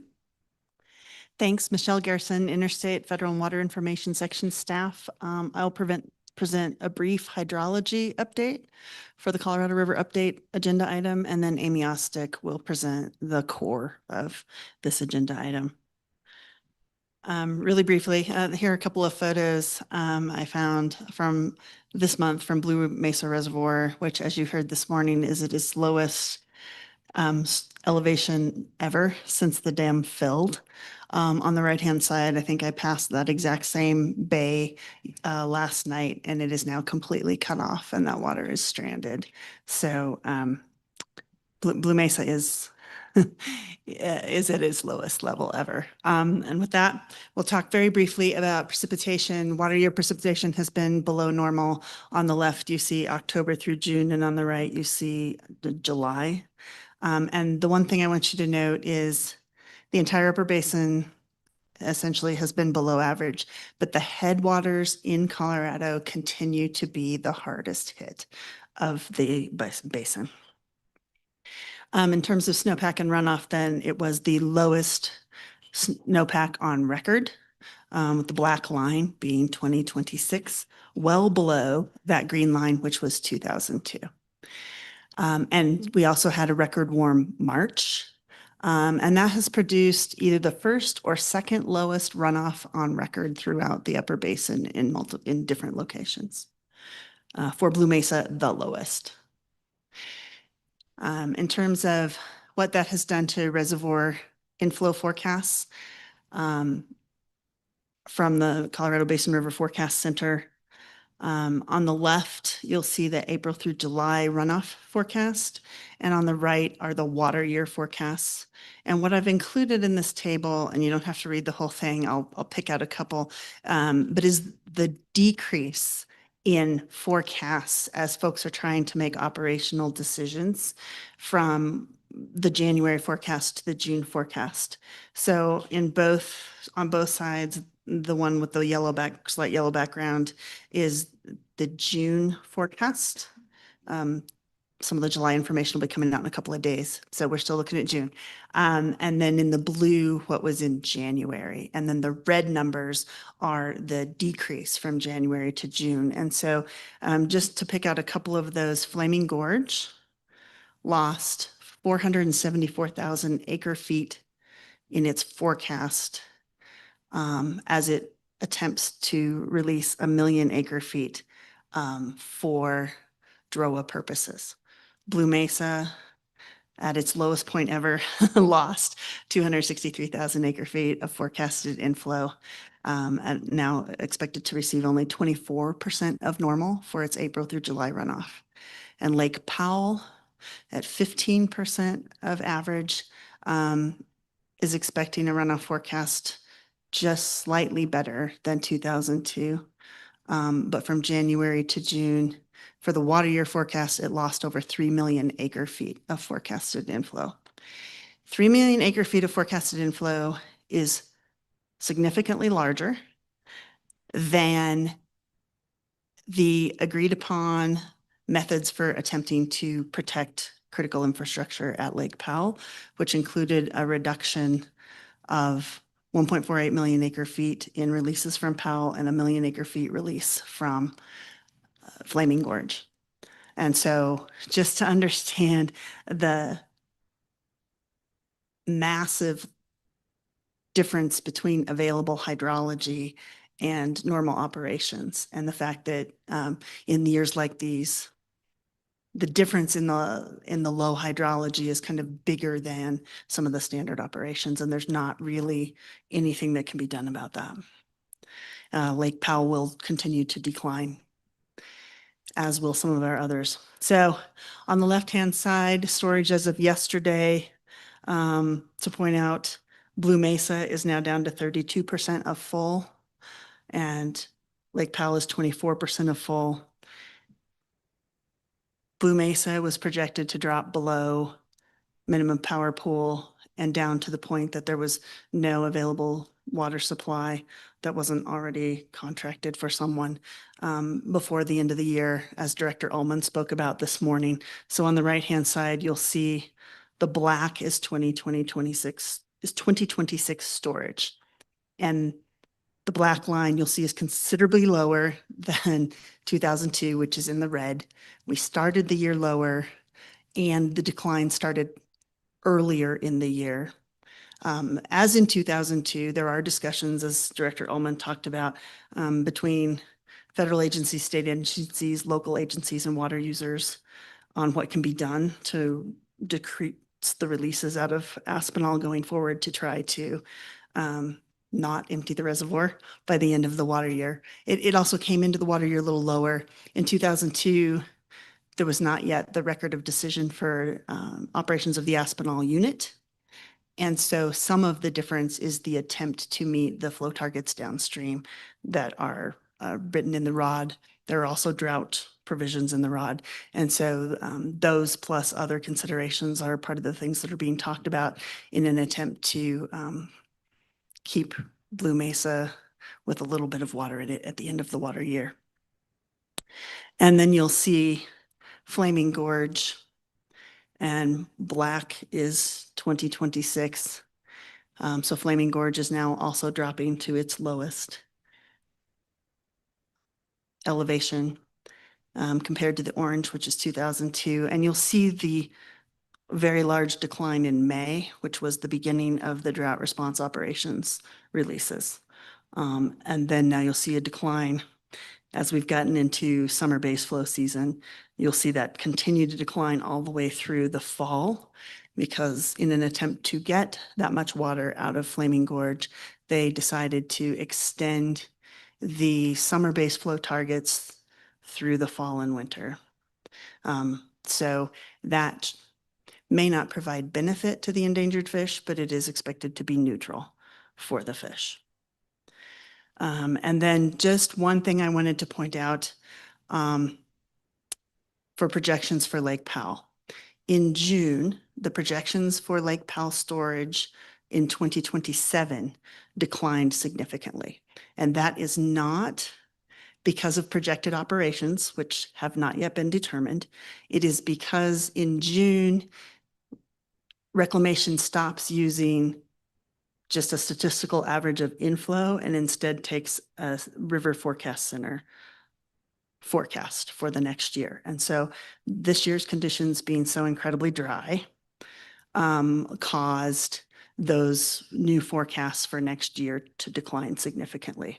And so there is now an increased chance of Powell dropping below minimum power pool or 3,500, any of the critical elevations that all of these efforts have been trying to support, just from being more realistic about what the fall and winter are probably going to look like, which makes it more challenging for everybody to come up with operations for next year. And with that, I'm going to turn it over to Amy Ostick for the rest of the presentation. Before you leave, perhaps, maybe some Questions? questions for you. Other than I think the whole CWCB staff to be able to get up there and deliver such consistently overwhelmingly bad news. Thank you for being strong enough to do it. We all appreciate it. You can tell I'm already ready to sit down, but thank you.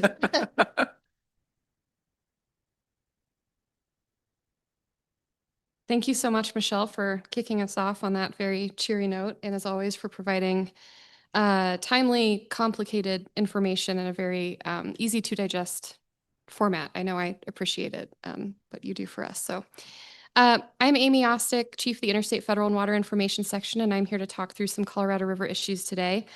Before I get started, I did just want to note a few things, a few changes on the interstate and federal team.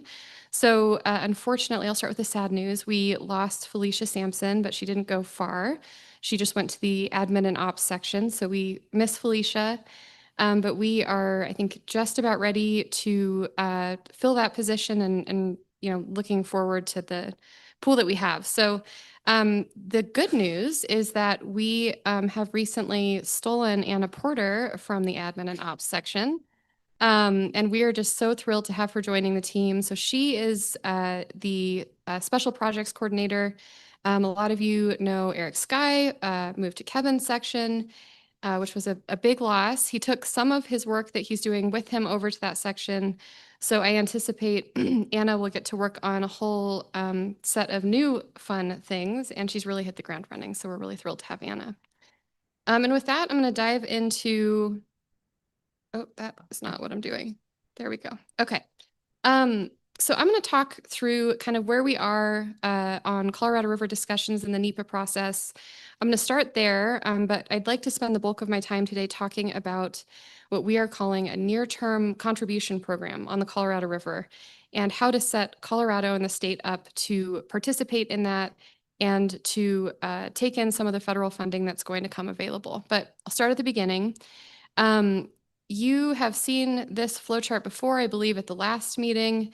Some things on it have changed, you may have noticed. As it turns out, June has come and gone, and we do not have a final EIS yet. We now anticipate a final environmental impact statement in July, followed by a record of decision. So that's the NEPA process, and that's kind of the timeline that we're looking at. But what have we heard? Oh, okay. What have we heard from reclamation? I'm not going to spend a lot of time on this because we talked about this at the last board meeting, but I did just want to give a really quick overview of how the Bureau of Reclamation is thinking about a potential preferred alternative and what they're working on now. So they rolled out this concept of a preliminary preferred alternative. It's a 10-year framework that would be renegotiated every 2 years. And Reclamation laid out some parameters, some sideboards. So the idea is that the operations would be within what you're seeing here, but they'd be renegotiated every 2 years within these parameters. So you have lower basin shortages up to 3 million acre feet, Powell operations between 5 and 12 million acre feet, storage pools in both Lake Powell and Lake Mead.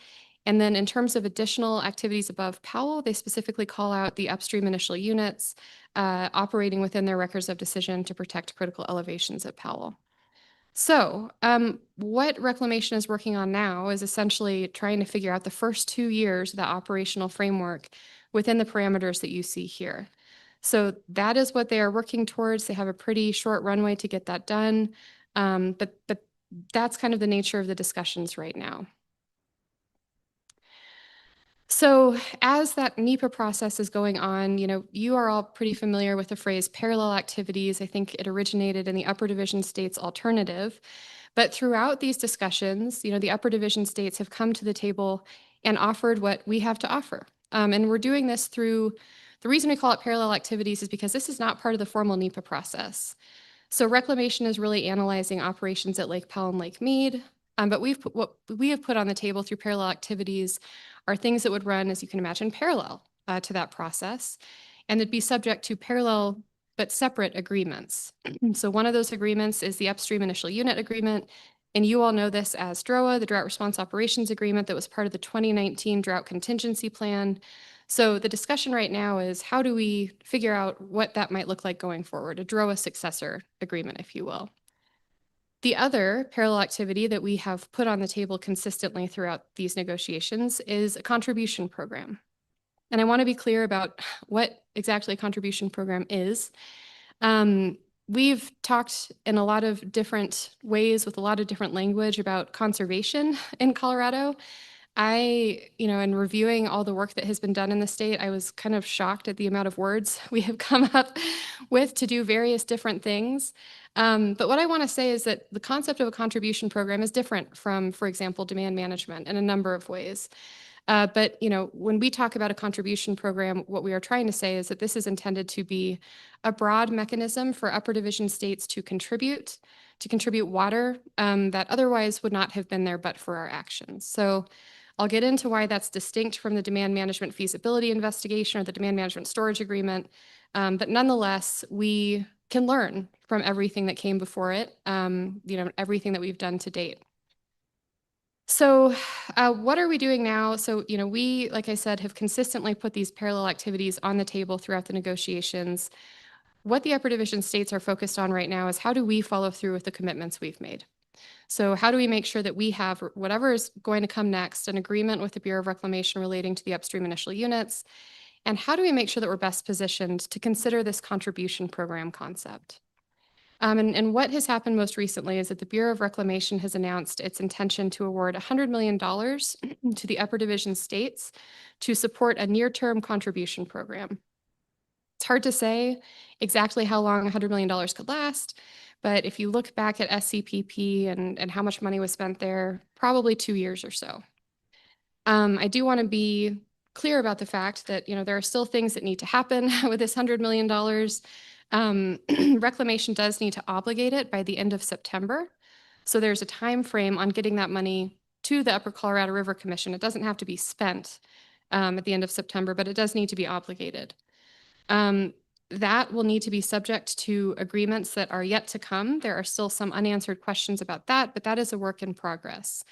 The UCRC, like I said, will contract with Reclamation for these funds, but then each upper division state is going to look at how we can best bring those funds within our states and implement a near-term contribution program. And as you all are very aware, we all in the upper division states have our own unique set of laws and policies and issues that we'll be considering as we do that. So what my goal is today is to talk to you all to make sure that Colorado is prepared for what's coming, for this $100 million, for the near-term contribution program concept.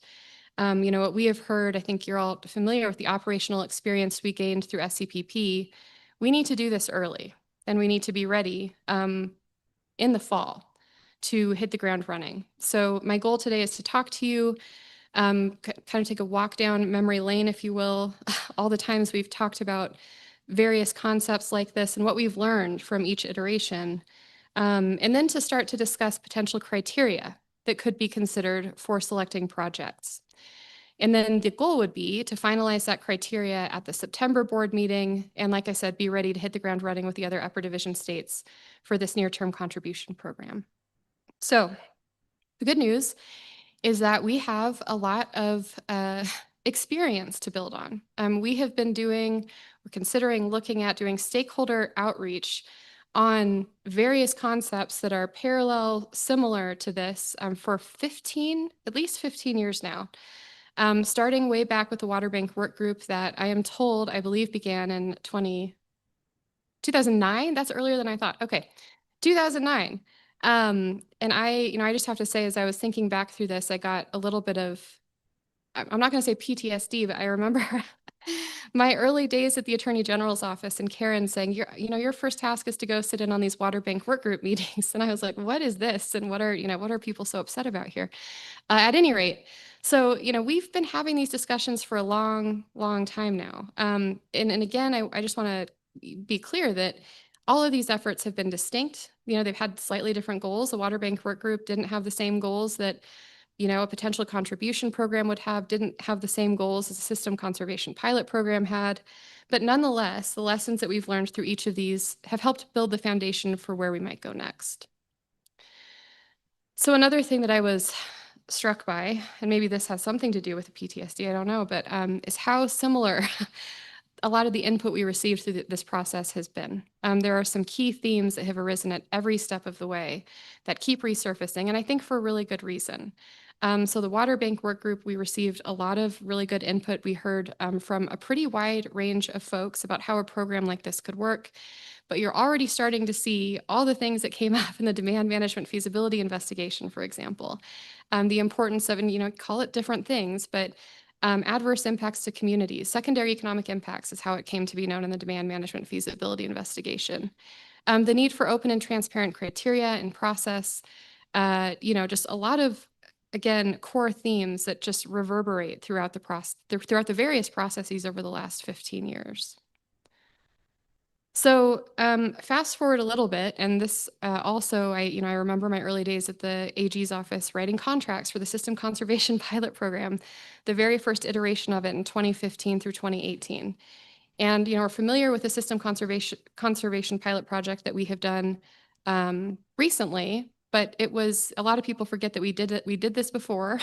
We did it slightly differently, but we learned a lot of lessons in that first iteration of it as well. I remember individually learning a lot about the contracting process, for example, the timing of that. What provisions do we need to have in a participation contract? How do we, make sure that we are kind of speaking the same language across the upper division states while also, doing projects that make sense for each of us? Coordinating, but also operating within our own authorities, within our own kind of spheres. So, System Conservation Pilot Program ran for a few years, 2015 through 2018. That led directly into the 2019 Drought Contingency Plan and the adoption of the Demand Management Storage Agreement. So everything that we learned in SCPP helped kind of lay the foundation for something that was similar in some ways, a discussion that was similar, but also very, very different. And I think this is an important time to take a minute and talk about, what is demand management and how does that differ from what we've done in other efforts? So the Demand Management Storage Agreement is, like I said, part of the 2019 Drought Contingency Plan. It is expiring. So what we're going to be looking at going forward is not only, it's not called demand management, it's also not subject to this agreement that we had back in 2019. So if you look at the 2019 Demand Management Storage Agreement, it was very prescriptive and it was very clear about what needed to happen to set up any potential upper basin demand management program. There are reasons that agreement looked the way it did at that time.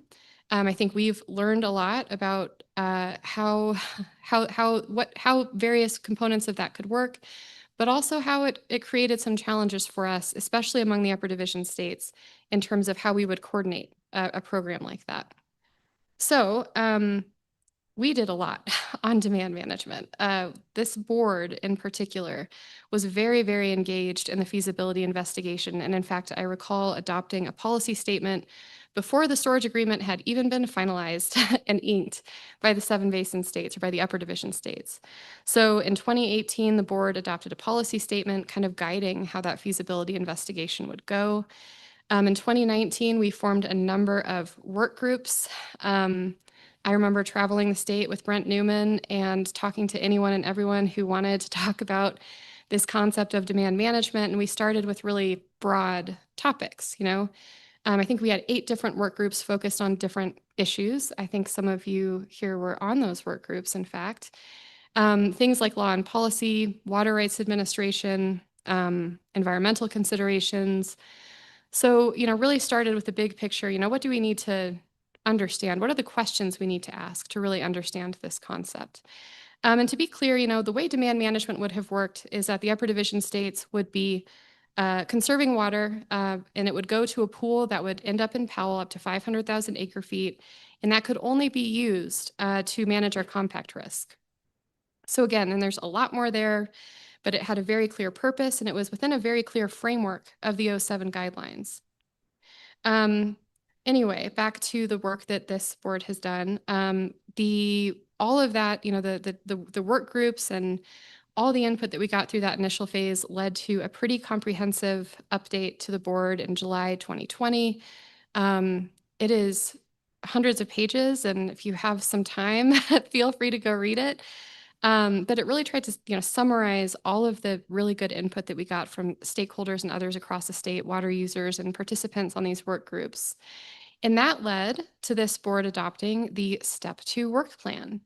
And essentially what that was trying to synthesize all the information that we got from those work groups, from water users, from others, and look at what implementation might look like. So, if you were to, and I remember we had kind of a scale of different approaches. So the low end and the high end, and if we were to put all the money and resources we have into it, what could it look like?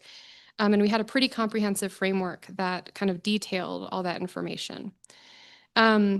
So this was all then kind of happening as we were running up against, frankly, a crisis on the Colorado River. The reservoirs were dropping. There was a lot of question about how do we manage the situation. There was some unprecedented action being taken.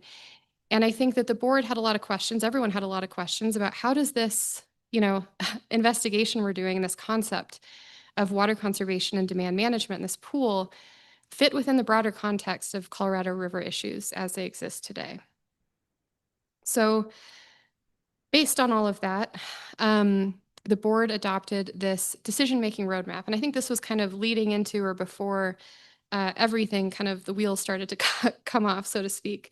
But the goal was to really separate out the questions that we were looking at. So, there's this acknowledgement, I think, that there are different types of questions associated with a program like this, right? Is it achievable? Can we track the water conserved? Are there, what are the environmental benefits?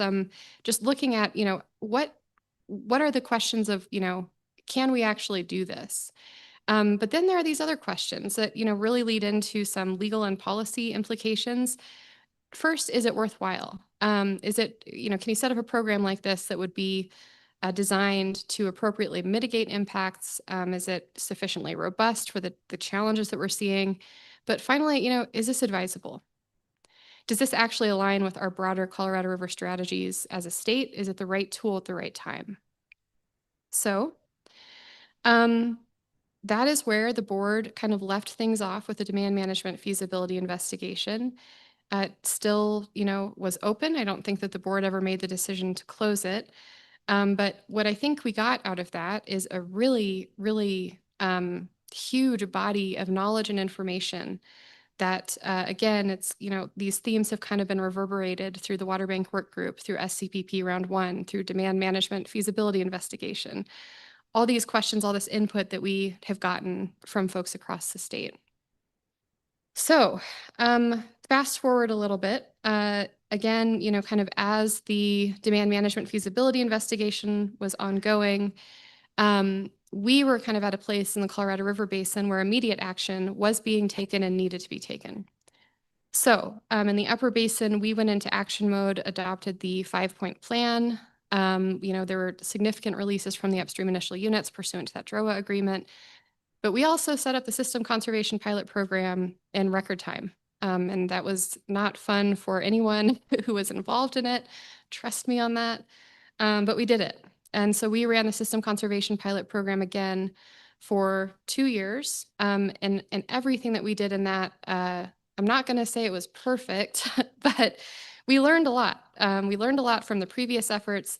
We learned a lot in year 1 that helped with implementation in year 2.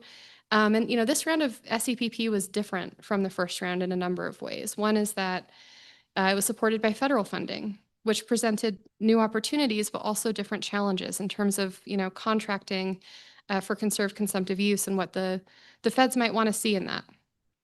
So we did SCPP again for 2 years, and we learned a lot. One thing we learned that is directly, informing why we're talking today is that we need to initiate the application process earlier.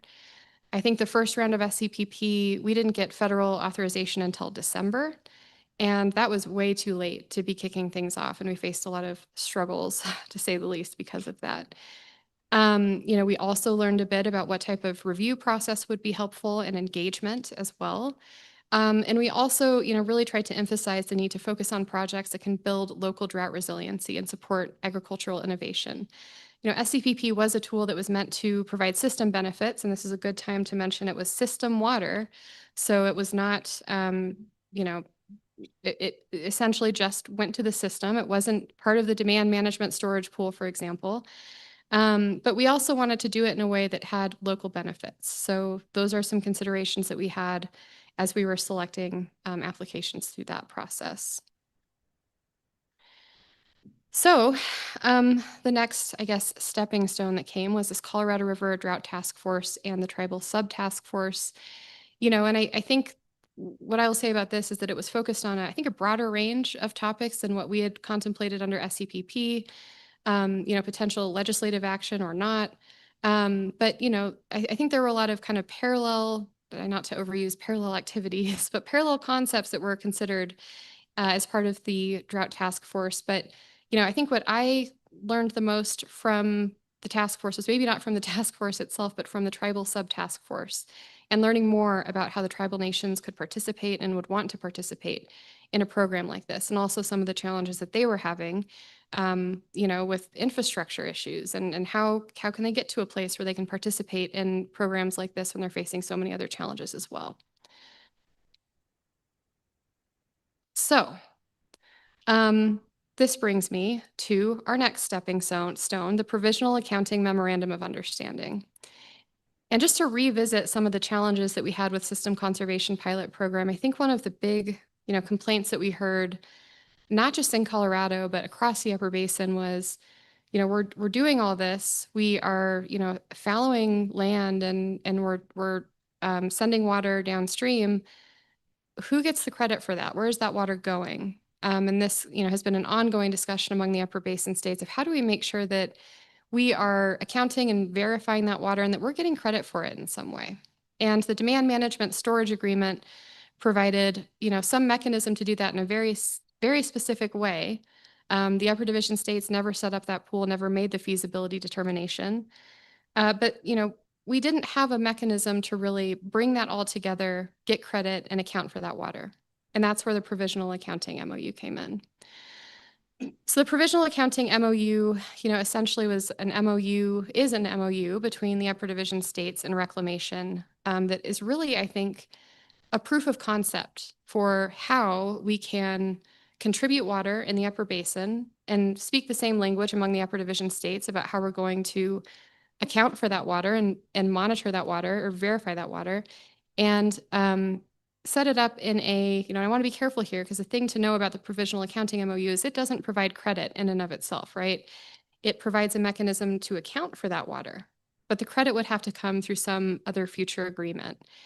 And, at the time that we were looking at this Provisional Accounting MOU and developing it, the Upper Division states had put parallel activities on the table. And we kind of assumed at that time that there would be some subsequent agreement as part of a post-2026 process where the Upper Division states would get credit for, have a pool or something like that where this water would live. So the Provisional Accounting MOU also is expiring soon.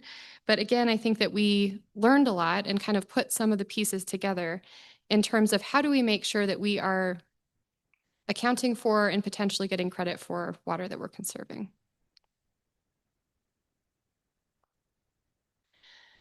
So that brings us to today, and it has been quite a walk down memory lane for me as I've just thought about all these again things that we have considered and done, and and it really is, I guess, over 15 years of process of learning by doing in some ways, and of doing very robust public engagement and outreach on all these concepts. So going into 27, 28, and just to take it back to where I started about reclamations, the idea of a 2-year operational framework within that 10-year period, one way to think about this is a stepping stone to what might come next after that first 2 years. So again, we're talking about $100 million from the Bureau of Reclamation, likely a 2-year program that we would really own within the state of Colorado, but also coordinate with the other Upper Division states on. And everything that we'd be doing for the next 2 years could build on all this work that has come before it, but it will also provide some experience to help us understand what we might want going forward. So I made the decision a while ago. I'm not going to call this a pilot program because I don't see it that way, and we've already called something a pilot program. But really, again, I think it gives us the chance to put all this together and to learn even more and in a different setting. So I do want to be clear that this would not be system conservation pilot program for a number of reasons. But one is that, what we would be looking at is an agreement with reclamation, again, for the accounting for this water and for the credit for this water. So you could call it something like the provisional accounting MOU plus, where we would ideally have all of that, but we would also have a mechanism to get credit for that water and account for it in the post-2026 framework. So I guess before I get more into that, I should note how many people we've engaged with throughout this process.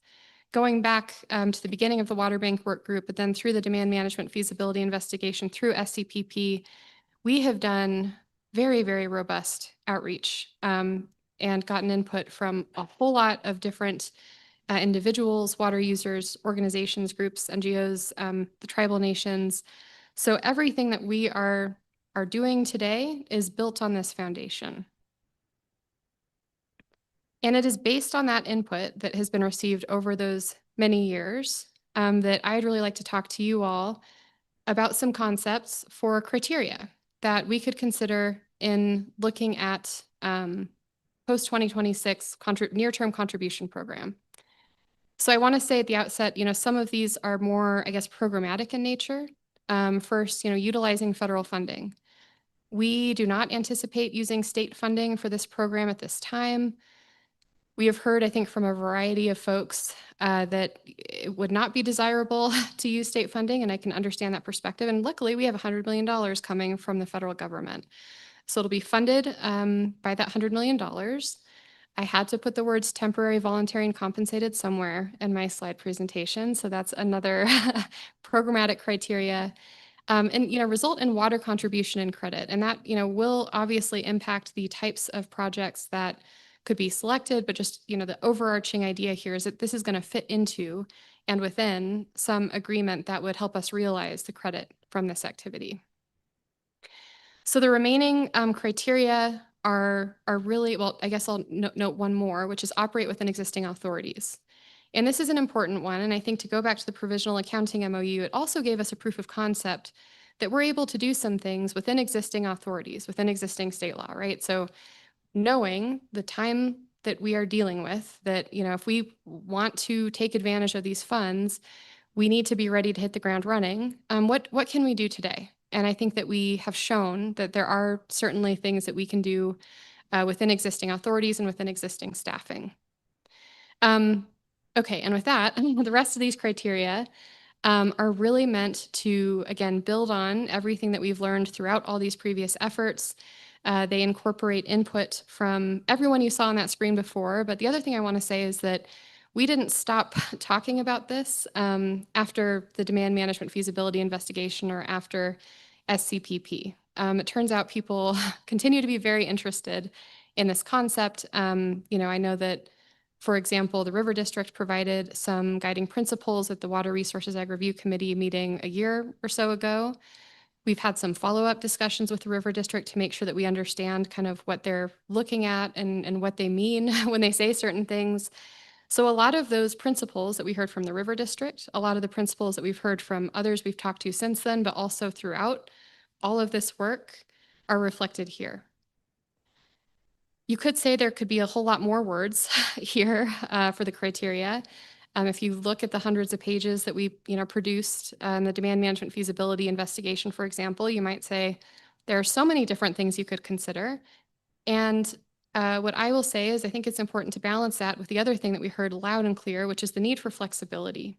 So the need to not be too prescriptive about, what exactly we have to be accomplishing with these projects to make sure that there is an opportunity for robust participation, that, folks in different sectors and different types of water users can participate.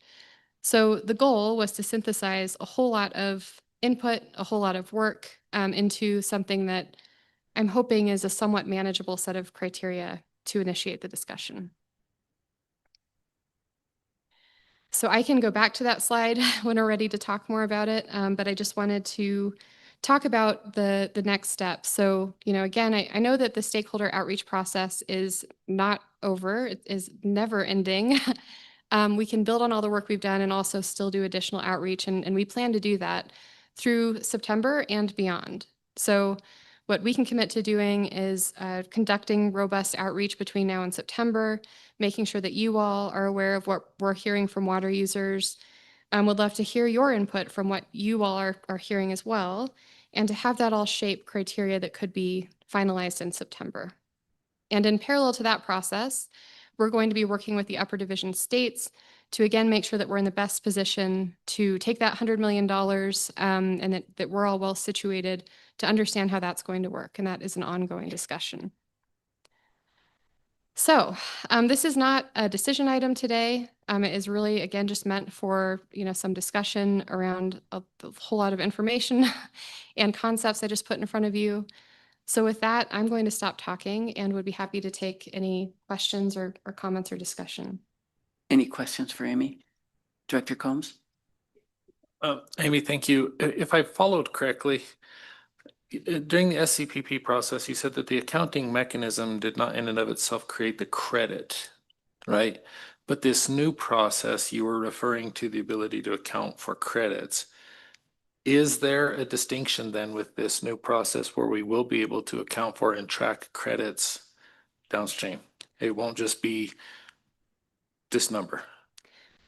Yes, thank you, Director Combs. That's a really important question and distinction. You're exactly right that the System Conservation Pilot Program created system water. We were not tracking that water or getting credit for it wherever it landed. It was just meant to benefit the system and drought resilience in the upper basin. The difference between that and the provisional accounting MOU, for example, is that we set up a mechanism to account for that water across the upper basin states. What the provisional accounting MOU did not have is the credit part. It created, the idea is there's this block of water that once we have a mechanism to get credit, whether that's in a post-2026 framework or, whatever, that water would be counted towards that. And any, near-term contribution program, we assert will have the same thing. So we have had discussions about this among the upper division states with reclamation. We still need to finalize agreements about that. But the idea is that this would be subject to another, I'm not calling it provisional accounting, but another accounting mechanism and a credit mechanism added on to that. Go ahead, Dr. Combs. So then if I could follow up, then the end result of that accounting would only be divided in upper basin contributions. It does not become a pool in the lower basin. Thank you for that question, Director Combs, and that's correct. I think that the way that we're approaching this is that it should be to an upper basin benefit and an upper basin pool, not a lower basin pool. Director Work? I think that clarified what I was going to ask, but I just wanted to confirm by credit, what that essentially means is it can be stored in an account in Powell or maybe an upper initial unit, and it's not subject to the rules that would otherwise pull that down to the lower basin. Yes, thank you, Director Ward. You said that more eloquently than I did. Thank you. I did not. But I understood it better. Thank you. Any other questions, Director Hawes? Thank you, Madam Chair, and thank you, Amy, for the presentation. So can you guys, and maybe this is for Director Ullman as well, can you talk about some of the tools that you think, the existing tools and existing authorities you all think you have to run a program in the short term? And I have more questions, so this is just. That's a good question, Director Hawes. And I think the answer is we do have tools. Our message about shepherding in the past has been that we cannot shepherd water to the state line because we have an export statute that doesn't allow us to shepherd water out of state when there's not a compact need, right? So we've been in compliance with the Colorado River Compact. No indication that we have not. And so we can't shepherd water. By shepherding, I want to be clear, that means us, our staff, our water commissioners going to a head gate on the river and saying, there's an amount of water here. Maybe you've always swept the stream, but there's now an amount of water here, 2 CFS, which is pretend, that has to go by your head gate because it's going to the state line. That's what we cannot do. But there's a lot of things that we can do in a sense that, you know, if, for instance, we're here in the area above Blue Mesa Reservoir, an upper initial unit right now, where if you conserved water here, you applied to be a part of the program, and you have an amount of water that's conserved, that then means there's additional water that actually gets into Blue Mesa.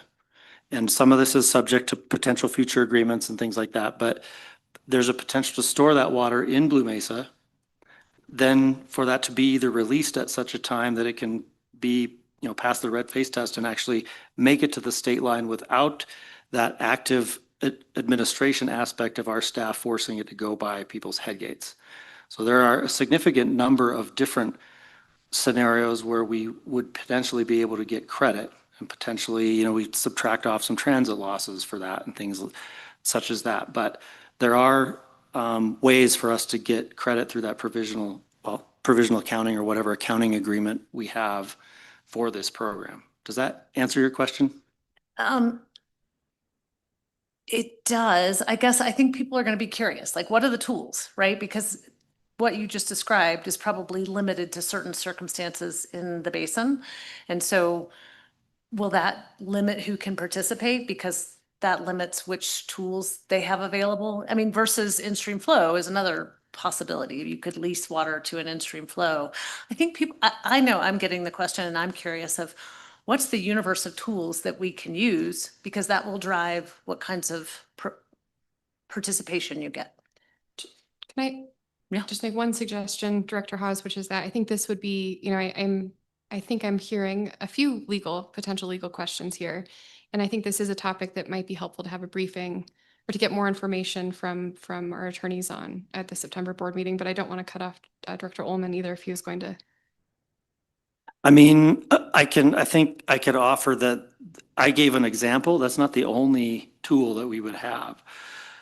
I mean, there's other places where people could apply and participate. We haven't come up with a full list of what all of those things might be, but we would obviously want to, within the law, because there are legal questions, be as creative as we can on making it available to the maximum amount of people if they so choose, because it's a voluntary program. But I don't have that list like available right now. And I wasn't really expecting that, but I do think that's something y'all will need to wrestle with so that people know kind of which tools are available for them to participate. Sure. And, you know, the other thing I should have mentioned earlier, Director Hawes, is that I think what is going to be critically important is that we understand that this is, you know, a 2-year effort, right? So we're on a certain time frame here. We have a certain, you know, time frame where we need to get the funds obligated and implement this. We only have a certain amount of money. So there are a number of questions that we're going to have to continue thinking about as we do this. Yeah. And one is, how does it work within existing authorities? I have a list started already of things that I think, you know, we should continue to look at and think about, and that we will report back to the board on and have ongoing discussions with you all about. And this is one of the things on that list.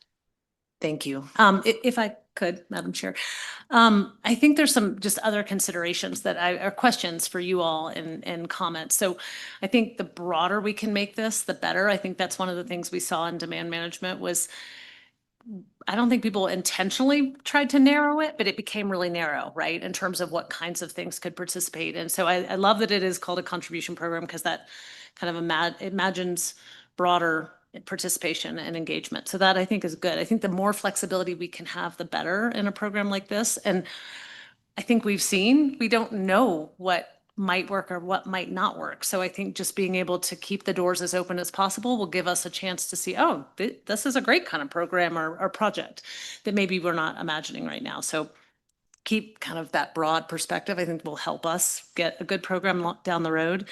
I also think that I agree, you know, because of when I know the legislature has said they'd like to have a role in this, but I also see you've got a short-term timeframe with the legislature that doesn't meet until January. So I'm imagining like a phased approach that might work well for the state to try some things and get this off the ground, get some things going, but then learn from them and continue to refine the program. So I can definitely see that as a evolution that will naturally occur.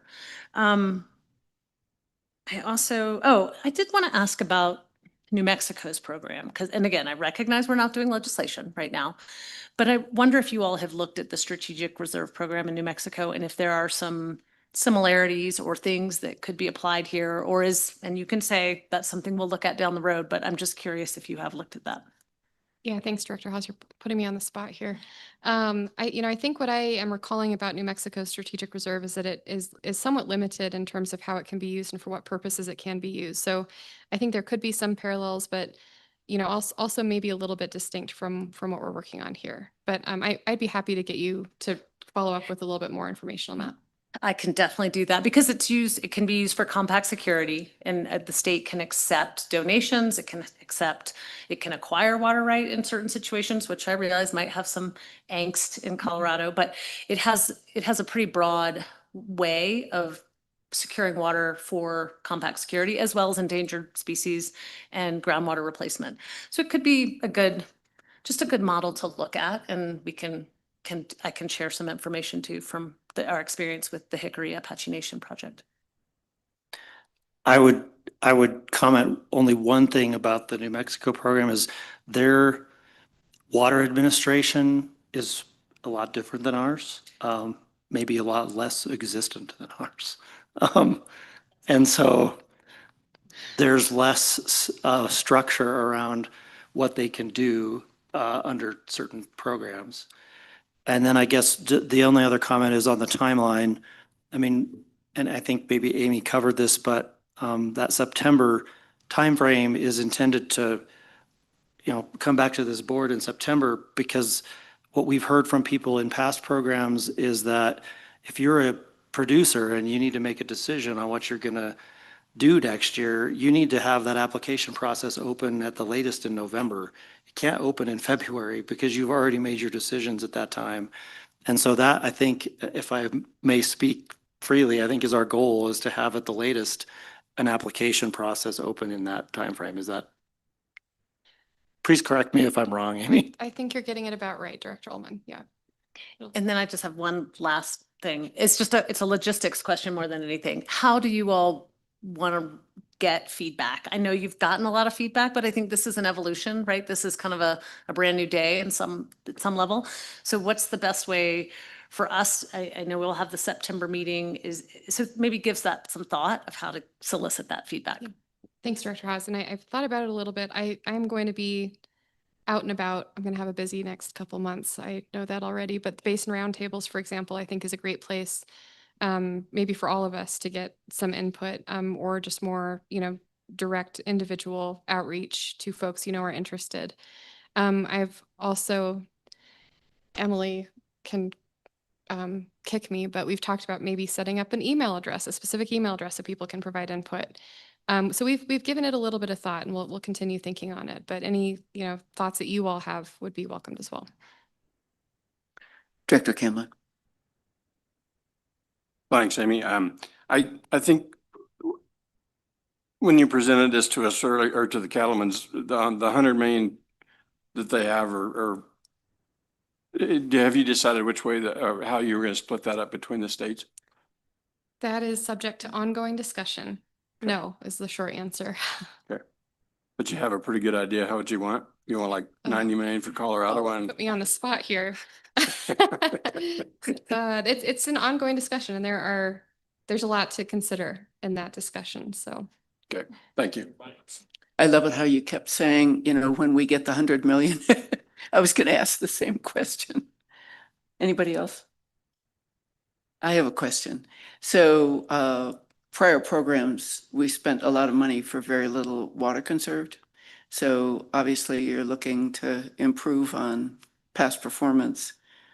But I worry that next year may be even worse than this year.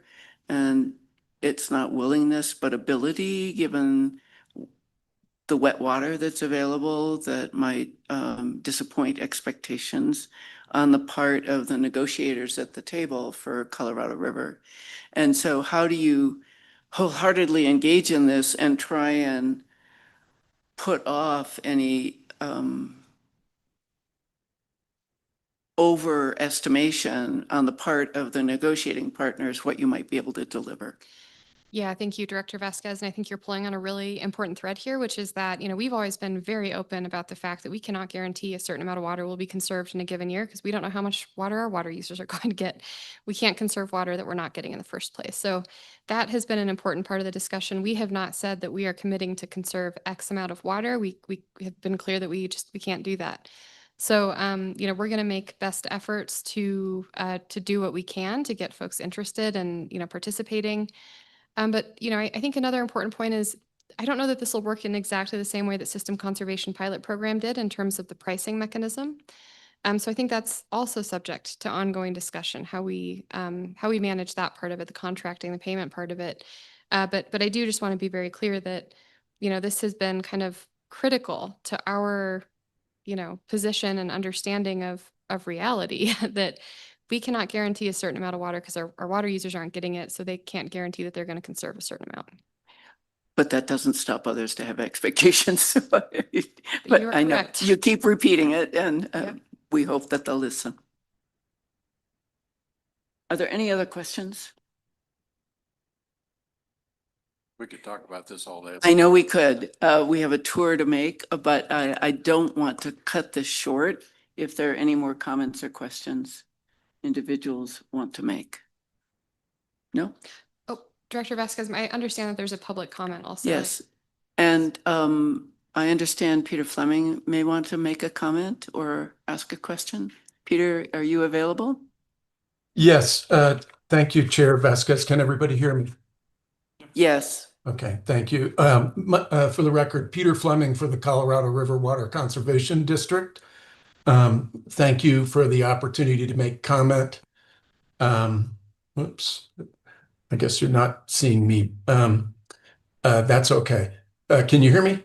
We can hear you. Okay, We can't all see right. you. Okay, well, that's probably better. I appreciate the opportunity to appear remotely, and I'll try to keep my comments brief because that sounds like you all are headed outside, and that's probably a good thing. I wanted to thank Amy Ostick for her good and thorough presentation on the history of all of the various efforts that the state and its water users have engaged in regarding conservation. We've called it, as Amy walked through, numerous different names. And the River District, for those that don't know, covers 15, all or parts of 15 counties on the west slope, includes the Gunnison Basin where we are now, Colorado main stem, the Yampa and the White River basins. And we've been involved in those, all of those discussions from the get-go. I really appreciated Amy's overview of potential criteria that that the state is looking at for potential adoption by the state in September for, I guess, what's being termed a contribution program now. All of these programs, and I don't mean this sort of in the pejorative sense, but whether it was water bank work group, system conservation, demand management, storage, conserve consumptive use, or this now upper basin contribution program, they all have been temporary. But looking back over the years, we're into it decades now. And throughout that, the River District has had a consistent message, which is we don't oppose conservation for these interstate type purposes. We only believe that it must come with appropriate sideboards and criteria. And I appreciate that Amy's criteria included some of the criteria that the River District set forth in its draft principles on consumptive use, or whatever we're going to call it, including encouraging widespread contribution throughout the state and its various water users. One of the elements I would suggest that you focus on very clearly for upcoming board discussion and adoption is the variable pricing in order to encourage participation throughout the state. Just looking at the various pricing from the 2024 Conserve Consumptive Use Program, I think, you had Colorado participating at about an average of, I want to say, around $505 an acre foot. And all of those projects, I believe, were West Slope irrigation type projects. Just today, you approved a conservation type program for Colorado Springs and Pueblo. I think the value of the water assigned there was somewhere in the neighborhood of $932 per acre foot. And I think that water, for the most part, had its origination on the West Slope. So you can see the variable economic values of the water assigned there, and the need to have the flexibility to have variable pricing in order to encourage widespread participation in a program. But one of the key elements that the River District has always stated is very important to it and its water users was a strong element of local control in these types of projects. And yes, I recognize that this is a temporary project, just as all of the other projects have been temporary. But here we are decades into these types of projects. They continue to be adopted without the strong element of control. I appreciate Amy's statement that at least it appears that this one will have a little more state management than the Conserve Consumptive Use and Demand Management projects did for that were maybe run a little bit more by the UCRC. Here, maybe it's just the money that's going through the UCRC. But we would encourage the board and all water users within the state to have the ability to here I am have that discussion about the element of local control and how that's going to be incorporated. I mean, if we're going to continue with these projects that are temporary in nature, we need to cross that bridge sooner rather than later. $100 million is not nothing. In 2024, you had about $7 million spent within Colorado. That conserved about 14,000, a little bit more acre feet, according to, I think, the numbers that Amy has set forth in the memo. If you increase that amount to, let's just say hypothetically, Colorado gets 51+% of the 100 million, you're looking at about 100,000 acre feet of conservation acre feet in Colorado. That's certainly not insignificant. So I'll stop talking. I'm happy to answer any questions. The River District obviously would like to stay involved in this process. And again, very much appreciate the opportunity to provide brief input. Thank you, Peter. And just so you know, you are on video now. We can have the benefit of seeing your wonderful face. Oh, I don't know about that, but my technical abilities escaped me until just recently here. So thank you. Okay. Any questions for Peter? Amy, thank you very much. Much appreciated. Thank you. And we're moving on to the final item before recess, the TU Powderhorn Creek project. Stop share. All right, I promise to be brief as soon as I can pull up the other presentation.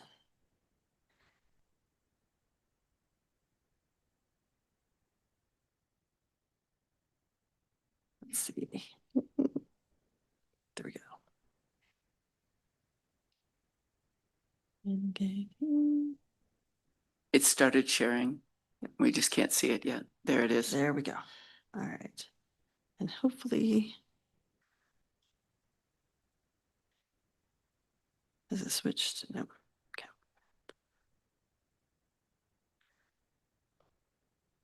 There we go. All right.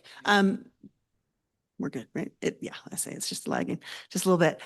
This is agenda item 10, Trout Unlimited Powderhorn Creek Water Conservation Project. Michelle Garrison, Interstate Federal and Water Information Section staff. Brian McPherson presented 2 other conservation projects in May. So this is another one that has come up. And most of this is in the board packet, but not quite all of it. So in this project, this is a split season fallowing project. Irrigation ceased July 1st. 16 fields of approximately 470 acres total, with multiple water rights from the 1880s through 1904, totaling a little more than 40 CFS of water rights. The average July 1st through October 1st crop consumptive use on these 470 acres is approximately 325 acre feet, noting, as Director Vasquez did, that every year is different and this year is not an average year. So, but they did have an analysis done of, a remote sensing analysis done of the typical use in this basin. Powderhorn Creek is tributary to Seboya Creek. And from the time that conserved consumptive use water reaches Seboya Creek, it's about another 12 creek miles down directly into Blue Mesa Reservoir, which we've just seen could really use the water. So, so Trout Unlimited contracted with multiple irrigators. Trout Unlimited is also assisting with measurement and verification. And so we'd like to thank TU for working with us on this project. CWCB staff is coordinating at this time with TU and with DWR staff on the measurement, accounting, and verification to make sure it's sufficient for inclusion as a provisional accounting project. And here's a quick map of the 16 fields in the Powderhorn Creek Basin that are being fallowed. And then I won't read the statutes to you, but just to remind you that there are these 2 statutes that provide this protection for water rights users in terms of having their historical consumptive use considered in water rights change cases and also from abandonment. If this conservation project is accepted as a water conservation program approved by a state agency. Which brings us to the staff recommendation. Staff recommends the board approve the Trout Unlimited Powderhorn Creek project as a water conservation project subject to CRS 3792-1032 and 3792-3053C. And with that, I'm happy to take any questions. Just a quick question for me. Is this 3 and 10 years, 5 and 10 years, or at will? This is at will. This has not been done in this is just for this year. For this year, Trout Unlimited itself contracted with those water users. They did not put it in an in-stream flow program for those. Yeah. Thank you. Any questions? Yes, Director Ward. Thank you, Madam Chair. So when it ends up in Blue Mesa, ultimately, what happens then? Does it get held there indefinitely? Does a certain user get to use it later? So I think, again, the discussions that are to come about what happens to that provisional accounting water will apply to the water that is stored in Blue Mesa as well. So to be determined. Not helpful, but that is the truth. Any other questions? Seeing none, do I have a motion to approve item 10? John McLeod. Second. Second by Mike Camblin. Any further discussion? Seeing none? All in favor say aye. Aye. Opposed? It passes. It is now 2:04. We're not doing too badly, ladies and gentlemen. Thank you very much for helping me push this through. And if you have any instructions for us, Viola, I can or John, Yeah, I can. or Yeah. Lauren? So we've let our tour guides know that we were running a little bit behind, but we do have a full afternoon. So The if recording everyone has could stopped. go ahead and change clothes if that's your intention to do that, or change your shoes. We're going to meet on the north side of the building, which I believe is